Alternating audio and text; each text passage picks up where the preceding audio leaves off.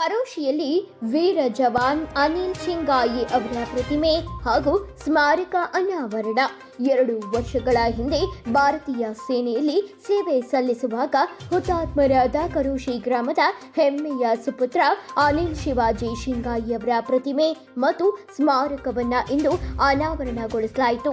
ಚಿಕ್ಕೋಡಿ ತಾಲೂಕಿನ ಕರೋಶಿಯಲ್ಲಿ ಜವಾನ್ ಅನಿಲ್ ಶಿಂಗಾಯಿ ಅವರ ಪ್ರತಿಮೆ ಹಾಗೆ ಭವ್ಯ ಸ್ಮಾರಕವನ್ನ ನಿರ್ಮಿಸಲಾಗಿದ್ದು, ಇವತ್ತು ವಿವಿಧ ಮಠಾಧೀಶರು ಗಣ್ಯರು ಉದ್ಘಾಟಿಸಿದ್ರು.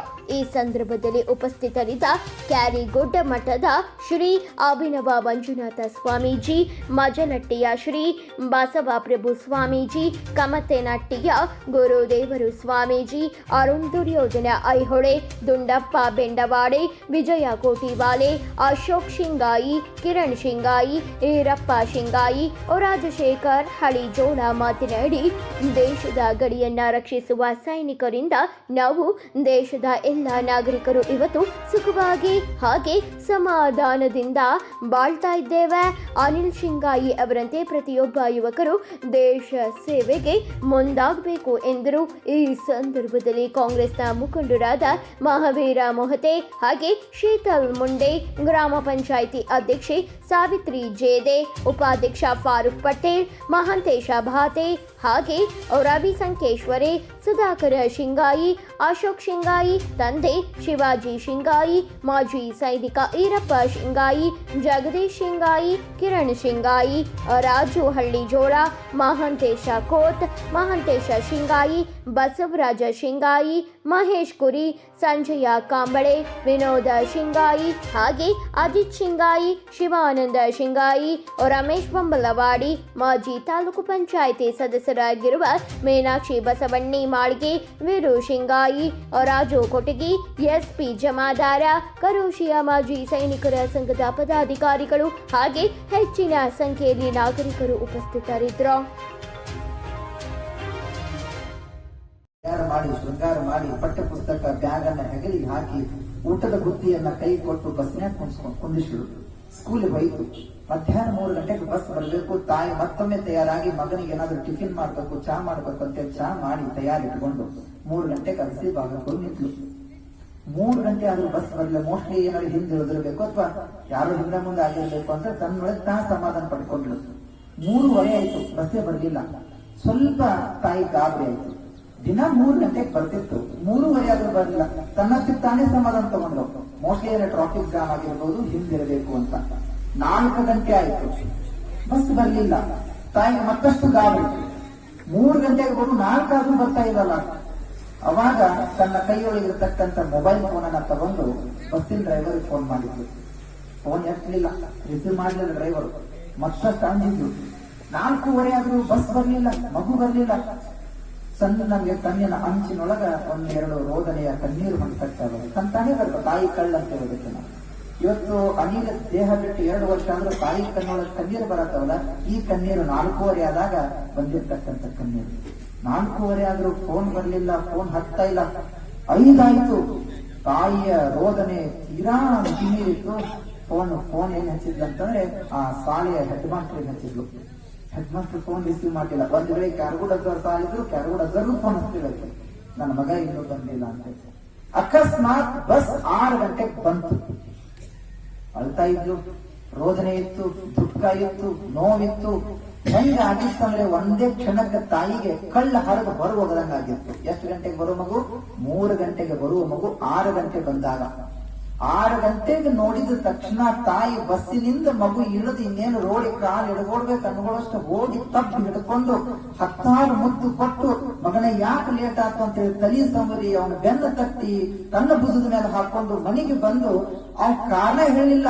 ಆದ್ರೂ ಅವಳನ್ನ ಆ ತಾಯಿ ಮಗನನ್ನ ಕೇಳುದು, ಯಾಕಪ್ಪ ಯಾಕೆ ಕಡಾತು ಏನಾಯ್ತು ಅಂತ ಹೇಳಿ ತಾನೇ ಪ್ರಶ್ನೆ ಮಾಡೋಳು, ತಾನೇ ಉತ್ತರ ಕೊಡೋಳು.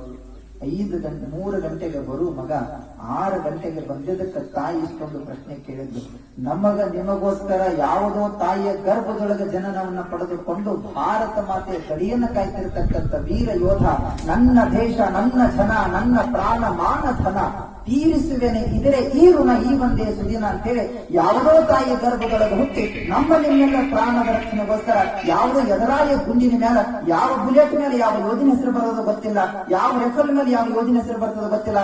ಆದ್ರೆ ತಾಯಿ ಹೇಳ್ತಾನೆ ಯೋಧ, ಅಮ್ಮ ನಾನು ಹೋಗ್ತೀನಿ, ಮರಳಿ ಬರ್ತೇನೆಲ್ಲ ಗೊತ್ತಿಲ್ಲ. ಗೆದ್ದರೆ ಧ್ವಜವನ್ನ ಹಾರಿಸಿ ಬರ್ತೇನೆ, ಸತ್ರೆ ನನ್ನ ಮೇಲೆ ಹೊಚ್ಕೊಂಡು ಬರ್ತೇನೆ ಅಂತ ಹೇಳ್ತಕ್ಕಂಥ ಒಂದು ಶ್ರೇಷ್ಠ ವ್ಯಕ್ತಿ ಅದು ಭಾರತದ ಸೈನಿಕ. ನಾವು ನೆನಪಿಸಿಕೊಳ್ಬೇಕು, 3 ಗಂಟೆಗೆ ಬರುವ ಮಗ 6 ಗಂಟೆಗೆ ಬರಲಿಲ್ಲ ಅಂದ್ರೆ ತಾಯಿ ರೋದನೆ ಅಂತಂದ್ರೆ ನನ್ನ ಮಗ ಗಡಿ ಕಾಯಕ್ ಬಂತಾನ, ಇನ್ನು ಹಳ್ಳಿ ಬರ್ತಾನಿಲ್ಲೋ ಗೊತ್ತಿಲ್ಲ, ಇನ್ನು ನನ್ನ ಪರಿಸ್ಥಿತಿ. ಆದ್ರೂ ತಾಯಿಗೆ ಹೇಳ್ತಾನೆ, ಅಮ್ಮ ನಾನು ಬರೆದಿದ್ರೆ ಏನಾಯ್ತು, ಆದ್ರೆ ನನ್ನ ದೇಶ ಇರೋ ತನಕನೂ ನಿನ್ನ ಸ್ಮರಿಸುವಂತ ಕೆಲಸ ನಾನು ಗಡಿ ಒಳಗೆ ನಿಂತು ಮಾಡ್ತೀನಿ ಅಂತ ಹೇಳಿ ಒಂದು ಧ್ಯೇಯ ಸಿದ್ಧಾಂತ ಕೊಡ್ತಾರಲ್ಲ, ಅದು ನನ್ನ ಸೋಲ್ಜರ್, ಅದು ನನ್ನ ಸೈನಿಕನ ಶಕ್ತಿ. ಪಂಜಾಬ್ದೊಳಗೆ ಒಂದು ಘಟನೆ ಆಯಿತು. ಕಾರ್ಗಿಲದ ಮಹಾಕಾಲ ಘಟ್ಟ, ಬಹಳಷ್ಟು ಎಕ್ಸಾಜ್ಞೆಗಳಿದ್ದೀರಿ ಎಲ್ಲರೂ ಕೂಡ. ಕಾರ್ಗಿಲದ ಘಟ್ಟ ಸುಮಾರು 80 ಮಂದಿ ಪಂಜಾಬ್ ಸೈನಿಕರಲ್ಲಿದ್ರು, 79 ಜನ. ಅದರಲ್ಲಿ ಕನ್ನಡ ನಾಡಿನ ಒಬ್ಬ ಇದ್ದ. ಅವನೊಬ್ಬ ಕನ್ನಡ ಬರೆದು ಹುಡುಗಿದ್ರೆ ಕನ್ನಡ ಬರ್ತಿರ್ಲಿಲ್ಲ. ಅವಾಗ ತಾಯಿಗೆ ಲೆಟರ್ ಹಾಕ್ತಾನೆ ಅವ, ನಮ್ಮ ಕನ್ನಡ ನಾಡಿನ ಯೋಧ ತಾಯಿಗೆ ಲೆಟರ್ ಹಾಕ್ತಾನೆ, ಅಮ್ಮ ಕಾರ್ಗಿಲ್ ಯುದ್ಧ ಪ್ರಾರಂಭ ಆಗಿದೆ, ನಮ್ಗೆ ಯಾವಾಗ ಅಲರ್ಟ್ ಅಂತ ಹೇಳ್ತಾರೆ ಗೊತ್ತಿಲ್ಲ, ನಾನು ಯಾವ ಕ್ಷಣಕ್ಕೆ ಹೋಗ್ತೇನೆ ಗೊತ್ತಿಲ್ಲ, ಒಂದು ವೇಳೆ ಆ ಸಿಂಹದ ಬೋಣಿಗೆ ನಾ ಹೋದ್ನೆ ಅಂತಂದ್ರೆ ತಿರುಗಿ ಬರ್ತೇನೋ ನನಗೆ ಗೊತ್ತಿಲ್ಲ, ಇದು ನನ್ನ ಕೊನೆ ಪತ್ರ ಅಂತ ಒಂದು ಬರೀತಿರ್ತಾನೆ, ತಾಯಿ ಪತ್ರ ಬರ್ತಿರ್ತಾನೆ. ಅದಕ್ಕೆ ನಾನು ಯುದ್ಧಕ್ಕೆ ಹೋಗ್ಲೋ ಏನ್ ನಾ ತಿರುಗಿ ಮನೆಗೆ ಬರ್ಲೋ ಅಂತ ಒಂದು ಲೆಟರ್ ಬರ್ತಿರ್ತಾನೆ. ಕನ್ನಡ ನಾಡಿನ ತಾಯಿ ಹೆಮ್ಮೆ ಅಂತ ಯಾಕಂತೀವಿ ಅಂತಂದ್ರೆ ಈ ನಾಡು ಒಣಗಿ ಒಬ್ಬನು ಕಂಡದ್ದು, ಕಿತ್ತೂರನ್ನು ಚೆನ್ನಾಗಿ ಕಂಡಿರ್ತಕ್ಕಂಥ ಧೀರ ನಾಡಿದು. ಈ ನಾಡಿನಲ್ಲಿ ಹುಟ್ಟಿರ್ತಕ್ಕಂಥ ನನ್ನ ತಾಯಿ ಅಂದ್ರೆ ಎಲ್ಲರೂ ಕೂಡ ಧೀರೆ ಶೂರರೇ. ತಾಯಿ ಮಗನಿಗೆ ಮರಳಿ ಪತ್ರ ಬರೀತಾಳೆ, ಮಗನೇ ಯುದ್ಧ ಅನ್ನೋದು ಸೈನಿಕನಿಗೆ ಒಂದು ಪುನರ್ಜನ್ಮ ಇತ್ತಂತ. ತಾಯಿಗೆ ಹೆಂಗೆ ಡೆಲಿವರಿ ಪುನರ್ಜನ್ಮನೋ ಹಂಗ ಸೈನಿಕನಿಗೆ ಯುದ್ಧ ಪುನರ್ಜನ್ಮ. ಗೆದ್ದರೆ ಹಾರಿಸುವನು ಭಾವಕ, ಸೋತರೆ ರಣಭೂಮಿಯಲ್ಲಿ ವೀರ ಮರಣ. ಅವ ಗೆದ್ದಿದ್ದಂತಂದ್ರೆ ಅವ ಧ್ವಜಸ್ತಂಭದ ಮೇಲೆ ಜೆಂಡ ಹಾರಿಸ್ತಾನ, ಗೆದ್ದು ಸೋತಿದ್ದಂತಂದ್ರೆ ಅವನ ಮೈ ಮೇಲೆ ಜೆಂಡವನ್ನು ಹಾರಿಸ್ತೀವಿ. ಇದು ನನ್ನ ಶಕ್ತಿ ಇರ್ತಕ್ಕಂಥ ಸೈನಿಕನ ಒಬ್ಬರಿಗೆ ಅದು ಯಾರಿಗೂ ಇಲ್ಲ. ತಾಯಿ ಪತ್ರ ಬರೀತಾಳೆ, ಮಗನೇ ನೀನು ಬರೋ ಅವಶ್ಯಕತೆ ಏನಿಲ್ಲ, ಇಲ್ಲಿ ಬಂದು ನೀನು ಮಾಡುವಂತ ಕೆಲಸ ಏನಿಲ್ಲ, ಭಾರತ ಮಾತೆ ನನಗೊಂದು ಅವಕಾಶ ಕೊಟ್ಟ, ಏನು ಪಾಕಿಸ್ತಾನ ಜೊತೆಗೆ ಕಾರ್ಗಿಲ್ ಯುದ್ಧ ಮಾಡಿ ಆ ಭೂಮಿಯನ್ನ ಗೆಲ್ಲಬೇಕು, ಆ ಯುದ್ಧವನ್ನು ನೀನು ಗೆಲ್ಲಬೇಕು, ನೀ ಸತ್ರು ಪರವಾಗಿಲ್ಲ, ಆದ್ರೆ ಭಾರತ ಸೋಲ್ಬಾರ್ದು ಅಂತ ಪತ್ರ ಬರೆದು ತಿರುಗಾ ಅಲ್ಲಿ ಹೋಗ್ತದೆ. ತಿರುಗಾ ಹೋದಾಗ ಕನ್ನಡದಲ್ಲಿ ಓದಿ ಕಣ್ಣೀರು ಹಾಕ್ತಿರ್ತಾನೆ. ಪಂಜಾಬಿನ ಸೈನಿಕರು ಕೇಳ್ತಾರೆ, ಏನ್ ಬರ್ತಾನೆ ನಿನ್ ತಾಯಿ ಅಂತ ಹಿಂದಿಯೊಳಗೆ. ಆಗ ಅವ ಹಿಂದಿಯೊಳಗೆ ಹೇಳ್ತಾನೆ, ನನ್ನ ತಾಯಿ ಹೇಳ್ಯಾಳ ನಾ ಸತ್ರು ಪರವಾಗಿಲ್ಲ, ಆದ್ರೆ ನನ್ನ ದೇಶ ಸೋಲ್ಬಾರ್ದಂತೆ, ಅದಕ್ಕಾಗಿ ನಾನು ಯುದ್ಧಕ್ಕೆ ನಿಲ್ಬೇಕಂತೆ, ಊರಿಗೆ ಬರಬೇಡ ಅಂತ ಬರ್ತಾಳು ಅಂತಂದ. ಅದಕ್ಕೆ ಪಂಜಾಬ್ ಹೇಳ್ತಾರೆ ಏನು ಅಂತ, ಬರೀ ನಿನ್ನ ಕನ್ನಡದಲ್ಲಿ ಅವ್ರು ಹಿಂದಿಯೊಳಗೆ ಹೇಳ್ತಾರೆ, ನಿಮ್ಮ ಅಮ್ಮನಿಗೆ ಬರೀ, ಅಮ್ಮ ನಿನಗೊಬ್ಬ ಮಗ ಅಲ್ಲ, ನಿನ್ನ 80 ಮಕ್ಕಳು ಇಲ್ಲದೇವಿ. ಮತ್ತೆ ಪತ್ರ ಬರೀತಾಂತ, ನೀ 80 ಮಕ್ಕಳು ಇಲ್ಲದೇವಿ, ನಾವು 80 ಮಕ್ಕಳು ನಿನ್ನ ಮಗನ ಉಸಿರು ಕೊನೆ ತನಕ ಉಳಿಸ್ತೀವಿ. ಒಂದು ವೇಳೆ ಸಾವು ಅನ್ನೋದು ಏನಾದ್ರೂ ಬಂದ್ರೆ ಅದು ನಮಗೂ ಬರ್ತದೆ, ಆದ್ರೆ ಧ್ವಜ ಮಾತ್ರ ನಿನ್ನ ಮಗನ ಕೈಯೊಳಗೆ ಉಳಿಯುತ್ತದೆ ಅಂತ ಹೇಳಿ ಆ ಪಂಜಾಬಿನ ಸೈನಿಕರು ಬರೀತಾರೆ. ಅಂತಂದ್ರೆ ಎಲ್ಲಿ ಕಳ್ಳ ಎಲ್ಲಿ ಸಂಬಂಧ ನೆನಪಿರ್ಲಿ. ಎಲ್ಲ ಡಿಪಾರ್ಟ್ಮೆಂಟ್ ಒಳಗೆ ನಾನು ಬಡವ, ನಾನು ಬಲ್ಯದಾನ, ದಲಿತ, SC ST, ಕುರುಬ, ಲಿಂಗಾಯತ, ಅದು ಇದು ಅಂತೇಳಿ ಸಾಕಷ್ಟು ಸಾವಿರ ಜಂಜಾಟಗಳಿದಾವೆ. ಜಾತಿ ಮತ ಪಂಥ ಕುಲ ಗೋತ್ರ ಸೂತ್ರವನ್ನ ಮಿಕ್ಕಿದ ಯಾವ್ದಾದ್ರು ಒಂದು ಕೆಲಸಿದ್ರೆ ಅದು ಭಾರತೀಯ ಸೇನೆಯಲ್ಲಿರ್ತಕ್ಕಂಥ ಸೈನಿಕರ ಬಗ್ಗೆ ಅನ್ನೋದು ನೆನಪಿಸಿಕೊಳ್ಳಬೇಕು. ಇಲ್ಲೆಲ್ಲೂ ರಿಸರ್ವ್ ಅನ್ನೋದು ಗೊತ್ತಿಲ್ಲ, ರೆಜಿಮೆಂಟ್ ಅದೇ ಹೊರತು ರಿಸರ್ವ್ ಇಲ್ಲ. ಇಲ್ಲಿ ಒಂದೇ ಒಂದು ಸಿದ್ಧಾಂತ, ಅದು ಭಾರತ ಮಾತಾಡ್ತಿದೆ. ನಮ್ಮೆಲ್ಲ ಸೈನಿಕರ ಚಿತ್ತ ಆ ತ್ರಿವರ್ಣ ಧ್ವಜದೊಟ್ಟೆ ಇರ್ತದೆ. ಕೇಸರಿ ತ್ಯಾಗದ ಸಂಕೇತ, ಬಿಳಿ ಶಾಂತಿಯ ಸಂಕೇತ, ಹಸಿರು ಕ್ರಾಂತಿಯ ಸಂಕೇತ. ಅವ್ರ ಕಣ್ಣೊಳಗೆ ಕಾಣೋದು ಒಂದೇ. ನೀವೆಲ್ಲ ಆರ್ಮಿ ಅವ್ರ ಫೋಟೋ ಫಸ್ಟ್ ತೆಗೆದು ನೋಡ್ಬೇಕಾರೆ ಒಂದು ಭಾರತ್ ಮಾತೆ ನಕ್ಷೆ ಇರ್ಬೋದು, ಭಾರತ್ ಮಾತೆ ಫೋಟೋ ಇರ್ತದೆ, ಬಿಟ್ಟರೆ ಅವ್ರ ತಂದೆ ತಾಯಿ ಫೋಟೋ ಇರ್ತದೆ. ಹೌದಾ? ಯಾಕೆ? ಗರ್ಭದಿಂದ ಜನನ ಕೊಟ್ಟವಳು ಒಂದು ಫೋಟೋ, ಆ ಗರ್ಭದಿಂದ ಹೊರಗೆ ಬಂದಗಳಿಗೆ ಇನ್ನೊಂದು ತಾಯಿ ಗರ್ಭ ಕಾಯ್ಬೇಕಲ್ಲ, ಆ ಭಾರತ್ ಮಾತೆ ಫೋಟೋ. ಸೊ ಹೀಗಾಗಿ ಸೈನಿಕರ ಶಕ್ತಿ ಬಹಳ ದೊಡ್ಡದಿದೆ. ಹೆಚ್ಚಿನ ಮಾತನಾಡಲಾಗಬೇಕು. ಕರುಷಿ ಎಲ್ಲ ಆತ್ಮೀಯ ಶ್ರದ್ಧಾ ತಾಯಿ ಅಂದ್ರೆ ಭಕ್ತರೇ, ಎಲ್ಲ ಜನರಿಗೆ ಒಂದು ಸಂದೇಶ ಏನು ಅಂತಂದ್ರೆ, ತಾವೆಲ್ಲ ದೇವರ ಹತ್ರ ಸಂಕಲ್ಪವನ್ನು ಮಾಡ್ತಿರ್ತೀರಿ, ಬೇಡ್ಕೊಳ್ತಿರ್ತೀರಿ, ನಿಮ್ಮ ಆಸೆಗಳನ್ನ ಬೇಡ್ಕೊಳ್ತಿರ್ತೀರಿ. ಏನಂತ? ಇಲ್ಲಿ ಕರುಷಿಯ ಆರಾಧ್ಯ ದೈವ ಗಟ್ಟಿ ಬಸವಣ್ಣ ಅವನ ಸಂಕಲ್ಪ ಮಾಡ್ತಿರ್ತೀರಿ. ಶ್ರಾವಣ ಮಾಸ ಬಹಳಷ್ಟು ಪ್ರಾರ್ಥನೆ ಮಾಡ್ಕೊಳ್ತಿರ್ತಾರೆ, ನನಗೆ ಚಲೋ ನೌಕರಿ ಸಿಗಲಿ, ಪ್ರಮೋಷನ್ ಆಗಲಿ, ಪೇಮೆಂಟ್ ಚಲೋ ಬರಲಿ, ಕಾಂಟ್ರಾಕ್ಟ್ ಆಗಲಿ, ಇಂಜಿನಿಯರ್ ಆಗಲಿ, ಡಾಕ್ಟರ್ ಆಗಲಿ, ಏನೇನೇನೇನು ಎಕ್ಸೆಟ್ರಾ ಬಹಳಷ್ಟು ಬೇಡಿಕೆಗಳನ್ನ ಬೇಡ್ಕೊಳ್ತಿರ್ತೀರಿ. I don't know or your personal matter, because ಆ ಬೇಡಿಕೆಯ ಜೊತೆಗೇನೆ ನನ್ನ ಈ ಕ್ಯಾರಗುಡ್ಡಕ್ಕಂದ್ರೆ 2 ಬೇಡಿಕೆ. ಆ 2 ಬೇಡಿಕೆ ಯಾರು ಗಡ್ಕೊಳ್ತಾರೆ ನಿಜವಾಗ್ಲೂ ಕೂಡ ದೇವರು ನಿಮಗೆ ಎಲ್ಲವನ್ನ ಕೊಟ್ಟೆ ಕೊಡ್ತಾನೆ. ಆ ಬೇಡಿಕೆ ಯಾವುದು ಅಂತಂದ್ರೆ, ಯಾವುದೇ ಸ್ವಾರ್ಥವಿಲ್ಲದೆ ಕಾಲಕ್ಕೆ ನಮ್ಮೆಲ್ಲರಿಗೂ ಅನ್ನವನ್ನಿರ್ತಕ್ಕಂತಹ ಅನ್ನದಾತನಾದ ರೈತನ ಕುಲಕ್ಕೆ ಕಾಲಕ್ಕೆ ತಕ್ಕಂತ ಮಳೆಗೆ ತಕ್ಕಂತ ಬೆಳೆಗೆ ತಕ್ಕಂತ ಒಂದು ಒಳ್ಳೆ ಬೆಲೆಯನ್ನ ಕೊಟ್ಟು ಕಣ್ಣೀರಿನಿಂದ ರೈತ ಕುಲವನ್ನ ಪಾರು ಮಾಡಿ ಅಂತ ಹೇಳಿ ಬಸವಣ್ಣ ಹತ್ರ ಸಂಕಲ್ಪ ಮಾಡ್ತಾರೆ. ಅವ್ರ ಬದುಕು ಸಾರ್ಥಕತೆ ಆಗ್ತದೆ ಎಂಬ ಮಾತನ್ನು ವ್ಯಕ್ತಪಡಿಸುತ್ತಾ, ಅದರ ಜೊತೆಗೇನೆ ಯಾವುದೋ ತಾಯಿಯ ಗರ್ಭದೊಳಗೆ ಜನನವನ್ನು ಪಡೆದು ನಮ್ಮೆಲ್ಲರ ಪ್ರಾಣ ರಕ್ಷಣೆಗಾಗಿ ತನ್ನ ಪ್ರಾಣವನ್ನು ಅರ್ಪಣೆಗೈದಿರ್ತಕ್ಕಂಥ ನನ್ನ ಈ ಅನಿಲ್ ಅಂತವರು, ಹನುಮಂತಪ್ಪ ಕೊಪ್ಪತ್ನಂತವರು, ಮೇಜರ್ ಅಂತ ಬಹಳಷ್ಟು ಮಂದಿ ನನ್ನ ದೇಶಕ್ಕೋಸ್ಕರ ಪ್ರಾಣವನ್ನು ಕೊಟ್ಟಾರ. ಸ್ವಾರ್ಥಕ್ಕೆ ಪ್ರಾಣ ಕೊಡೋದಾಗಿದ್ರೆ ನಾವು ಯಾರು ಕೂಡ್ತಿರ್ಲಿಲ್ಲ, ಆದ್ರೆ ದೇಶಕ್ಕೆ ಪ್ರಾಣ ಕೊಟ್ಟಾನಂತೆ ನಾವೆಲ್ಲರೂ ಕೂಡಿದ್ರು. ಅದು ನಾವು ಗಮನದಲ್ಲಿ ಇಟ್ಕೊಳ್ಬೇಕಾಗ್ತದೆ. ಭಾರತ ದೇಶ ನನಗೇನು ಕೊಟ್ಟದಂತ ಅನಿಲ್ ಯೋಚನೆ ಮಾಡ್ತಿದ್ರೆ ನಾವು ಸೋಲ್ಜರ್ ಆಗ್ತಿರ್ಲಿಲ್ಲ. ಆದ್ರೆ ಅವನ ತಲೆಯೊಳಗಿತ್ತು, ಭಾರತ ದೇಶ ನನಗೇನು ಕೊಟ್ಟದಕ್ಕಿಂತ ಭಾರತ ದೇಶಕ್ಕೆ ನಾ ಏನು ಕೊಡ್ತೀನಿ ಅನ್ನೋದೇನು ಇಂಪಾರ್ಟೆಂಟ್ ಇತ್ತಲ್ಲ. ಪ್ರಾಣ ಸೂರ್ಯ ಚಂದ್ರೋ ತನಕ ಮರೆಯಾಗಲಾರದ ಮಾಣಿಕ್ಯನಂತೆ ನಾವೆಲ್ಲರ ಹೃದಯ ಮಂದಿರದೊಳಗ ಆತ ಮುಹೂರ್ತ ಮಾಡ್ಯಾನ. ಅನಿಲ್ ಸಿಂಘಾಯಿ ಅವನಂತ ಎಲ್ಲ ಯುವಕರು, ಕರೋಶಿ ಎಲ್ಲ ಯುವಕರು ಅವನಂತ ಆಗಲಿ, ಅವ ನಮಗೆಲ್ಲ ರೋಲ್ ಮಾಡೆಲ್ ಆಗಿ ನಮ್ಮೆಲ್ಲರನ್ನ ಹರಿಸಿ ಉದ್ಧರಿಸಿ ಎಂಬ ಮಾತನ್ನು ವ್ಯಕ್ತಪಡಿಸುತ್ತಾ ನನ್ನನ್ನು ಕಲಿಸಿ 2 ಮಾತನ್ನು ಹೇಳಿಕ್ಕೆ ಅವಕಾಶ ಕೊಟ್ಟ ಕರೋಶಿ ಎಲ್ಲ ಹಿರಿಯ ಅದೇ ಮೌಲ್ಯನೂ ಸಹಿತ ಈ ಜಾಗಕ್ಕೆ ಬಂದದನ್ನುವಂತಹದನ್ನು ನಾವೆಲ್ಲ ಗಮನಿಸಬೇಕಾಗಿರುವಂತಹ ಇಂತಹ ಅನಿಲ್ ಶಿವಾಜಿ ಸಿಂಗಾಯಿ ಇವರ ಪುತ್ಥಳಿ ಅನಾವರಣ ಕಾರ್ಯಕ್ರಮದೊಳಗೆ ಭಾವಪೂರ್ಣ ಸಂದರ್ಭ ಇದಂತ. ಕಾರಣ ಏನು ಅಂತಂದ್ರೆ, ಭಾರತ ಮಾತೆ 2 ಕಣ್ಣುಗಳು ಅಂತ ನಾವೇನು ಕರಿತೀವಿ.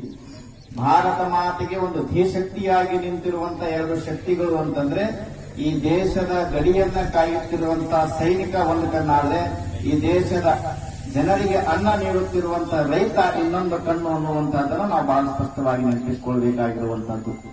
ಭಾರತ ಮಾತೆಯ ಮೌಲ್ಯ ನಿಂತಿದ್ದೇ ಸೈನಿಕ ಮತ್ತು ಕೃಷಿಕನ ಮೇಲೆ ನಿಂತಿದೆ ಅನ್ನುವಂಥದ್ದನ್ನು ನಾವೆಲ್ಲ ಗಮನಿಸಬೇಕಾಗಿರುವಂತಹದ್ದು. ಇಂತಹ ಅಪರೂಪದ ಜೀವನವನ್ನ ಕೇವಲ ಸೈನ್ಯಕ್ಕೆ ಸೇರಿ 18 ತಿಂಗಳಲ್ಲಿಯೇ ಮತ್ತೆ ಭಾರತ ಮಾತೆಯ ಮಡಿಲನ್ನು ಸೇರುವಂತಹದ್ದು ಏನಿದೆಯಲ್ಲ, ಇದೊಂದು ಶೋಕ ಅನ್ನೋದಕ್ಕಿಂತಲೂ ಆತ ಎಲ್ಲರ ಮನವನ್ನ ಗೆದ್ದು ಬಂದಾನ ಅನ್ನುವಂತ ಭಾವ ನಮ್ಮೆಲ್ಲರ ಮೇಲೆ ಇರಬೇಕು ಅನ್ನುವಂಥದ್ದನ್ನು ನಾವೆಲ್ಲ ಸ್ಪಷ್ಟವಾಗಿ ತಿಳ್ಕೊಳ್ಬೇಕಾಗಿರುವಂತಹದ್ದು. ಸೈನಿಕ ವೃತ್ತಿಯೊಳಗ 20 ವರ್ಷ ಕೆಲಸ ಮಾಡಿದ್ರು ಒಂದೇ ದಿವಸ ನಾವು ಭಾರತ ಮಾತೆಯ ಗಡಿಯಲ್ಲಿ ನಿಂತು ಬಂದ್ಬರ್ತೀವಿ ಅಂತಂದ್ರೆ ಆತ ನಿಜವಾದ ಅಮರ ಸುಪುತ್ರನಾಗ್ತಾನೆ ಭಾರತ ಮಾತೆಗೆ ಅನ್ನುವಂತಹದ್ದನ್ನ ನಾವೆಲ್ಲ ಬಹಳ ಸ್ಪಷ್ಟವಾಗಿ ನೆನಪಿಸಿಕೊಳ್ಬೇಕಾಗಿರುವಂತಹದ್ದು.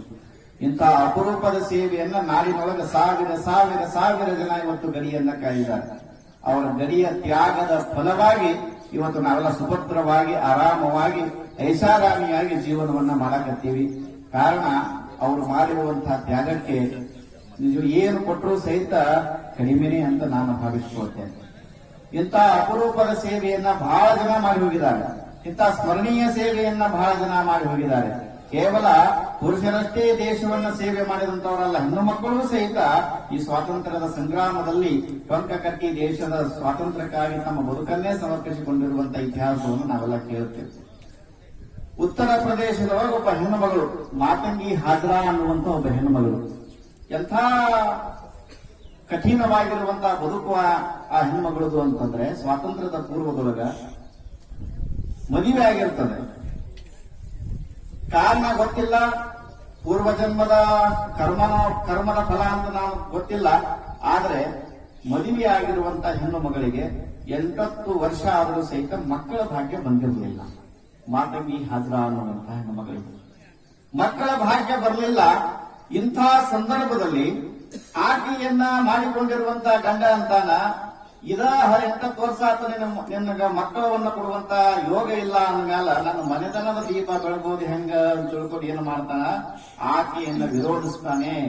ವಿರೋಧಿಸಿ ನೀನು ನನಗೆ ಇನ್ನೊಂದು ಮದುವೆ ಆಗುವುದಕ್ಕೆ ಅವಕಾಶ ಮಾಡಿಕೊಡಬೇಕು ಅಂತ ತಿಳ್ಕೊಂಡು ಬಹಳಷ್ಟು ಆಕೆಗೆ ಹಿಂಸೆಯನ್ನ ಕೊಟ್ಟಾಗ ಆಕೆ ಅಂತಾಳ, ನನಗಿಂತ ನಿನ್ನ ಮನೆಯ ಮಕ್ಕಳನ್ನೇ ಬಹಳ ಇಂಪಾರ್ಟೆಂಟ್ ಅನ್ನೋದಾದ್ರೆ ನೀ ಇನ್ನೊಂದು ಮದುವೆ ಆಗೋದಕ್ಕೆ ನನ್ನ ಒಪ್ಪಿಗೆ ಐತಿ ಅಂತ ತಿಳ್ಕೊಂಡು ಒಪ್ಪಿಗೆ ಕೊಡ್ತಾಳ ಮಾತಂಗಿ ಹಾಜ್ರಾ ಅನ್ನುವಂತ ಹೆಣ್ಣುಮಗಳು. ಮುಂದೆ ಇನ್ನೊಂದು ಮದುವೆ ಆಗ್ತಾನ. ಆ ಹೆಣ್ಣುಮಗಳಿಗೆ ಒಂದು ಗಂಡು ಒಂದು ಹೆಣ್ಣು ಮಗು ಆಗ್ತದೆ. ಮುಂದೆ ಬೆಳೀತಾ ಹೋದಂಗ ಆ ಮನೆಯೊಳಗೆ ಮೊದಲನೇ ಹೆಂಡತಿಯಾಗಿರುವಂತಹ ಮಾತಂಗಿ ಹೆಣ್ಣು ಮಗಳಿಗೆ ಹಿಂಸೆ ಕೊಡ್ಲಿಕ್ಕೆ ಶುರು ಮಾಡ್ತಾರೆ. ಹಿಂಸೆ ಕೊಡಲಿಕ್ಕೆ ಶುರು ಮಾಡಿರುವಂತಹ ಸಂದರ್ಭದೊಳಗ ಆ ಹೆಣ್ಮಗಳಂತಾಳ, ಮೊದಲೂ ನನಗೆ ಇದ ಹಿಂಸೆ, ಇವಾಗಲೂ ಇದ ಹಿಂಸೆ. ಈ ಮನಸ್ಸಿಗೆ ಆನಂದ ಮತ್ತು ಖುಷಿ ಸಿಗೋದು ಯಾವಾಗ, ಈ ಮನಸ್ಸಿಗೆ ಸುಖ ಸಿಗೋದು ಯಾವಾಗ ಅಂತ ತಿಳ್ಕೊಂಡು ವಿಚಾರ ಮಾಡಿ ತನ್ನ ಚಿಂತನೆಯೊಳಗ ಆಕೆ ಮಗ್ನನಾಗಿ ಬಿಡ್ತಾಳೆ. ಏನ್ ಮಾಡೋದು, ನನ್ನಿಂದ ಈ ಸಮಾಜಕ್ಕೆ ಏನು ಕೊಡುಗೆ ಕೊಡ್ಲಿಕ್ಕೆ ಆಗಲಿಲ್ವಲ್ಲ, ಒಂದು ಮನೆತನ ದೀಪವನ್ನ ಹಚ್ಚುವಂತ ಯೋಗನೂ ನನಗೆ ಬರಲಿಲ್ಲ, ಇನ್ನ ಮತ್ತೆ ಈ ನಾಡಿಗೆ ಈ ಸಮಾಜಕ್ಕೆ ಏನಾದ್ರೂ ಕೊಡುವಂತ ಭಾಗ್ಯನೂ ನನ್ನ ಪಾಲಿಗೆ ಬರಲಿಲ್ಲ. ಏನಾದ್ರೂ ಮಾಡಿ ನಾನು ಸಾಯುವುದರೊಳಗಾಗಿ ಒಂದು ಮನೆಯ ಜ್ಯೋತಿಯನ್ನ ಹೊತ್ತಿಸಲಿಕ್ಕೆ ಆಗದೆ ಇದ್ರೂ ಸಹಿತ ಈ ದೇಶವನ್ನ ಉಳಿಸುವಂತ ನಿಟ್ಟಿನೊಳಗೆ ದೇಶಕ್ಕೆ ಆವರಿಸಿಕೊಂಡಿರುವಂತ ಕತ್ತಲೆಯನ್ನ ಹೊಡೆದೋಡಿಸುವಂತಹ ಒಬ್ಬ ಸಮರ್ಥ ಮಹಿಳೆಯಾಗಿ ನಾನು ನಿಲ್ಲಬೇಕು ಅಂತ ತಿಳ್ಕೊಂಡು ಸಂಕಲ್ಪ ಮಾಡ್ತಾಳೆ. ಆ ಸಂದರ್ಭದೊಳಗೆ ಸ್ವಾತಂತ್ರ್ಯದ ಸಂಗ್ರಾಮದ ಕಾಲದೊಳಗ ಹಳ್ಳಿಯನ್ನು ಸಂಘಟನೆ ಮಾಡಿ ಹಳ್ಳಿಗರ ಮನೆಗಳಿಗೆ ಹೋಗಿ ಈ ದೇಶಕ್ಕೆ ಸ್ವಾತಂತ್ರ್ಯ ಬೇಕು, ಈ ದೇಶದ ಸೈನಿಕರು ಇವತ್ತು ತಮ್ಮ ಜೀವನವನ್ನ ಮುಡುಪಾಗಿಟ್ಟು ಇವತ್ತು ಹೆಂಡರು ಮಕ್ಕಳು ಅಣ್ಣ ತಮ್ಮ ಬೀಗರು ಬಿಚ್ಚರು ಅವ್ವ ಅಪ್ಪ ಎಲ್ಲವನ್ನ ತೊರೆದುಕೊಂಡು ಈ ದೇಶದ ಸ್ವಾತಂತ್ರ್ಯಕ್ಕಾಗಿ ಹೋರಾಡಕತ್ತಾರ.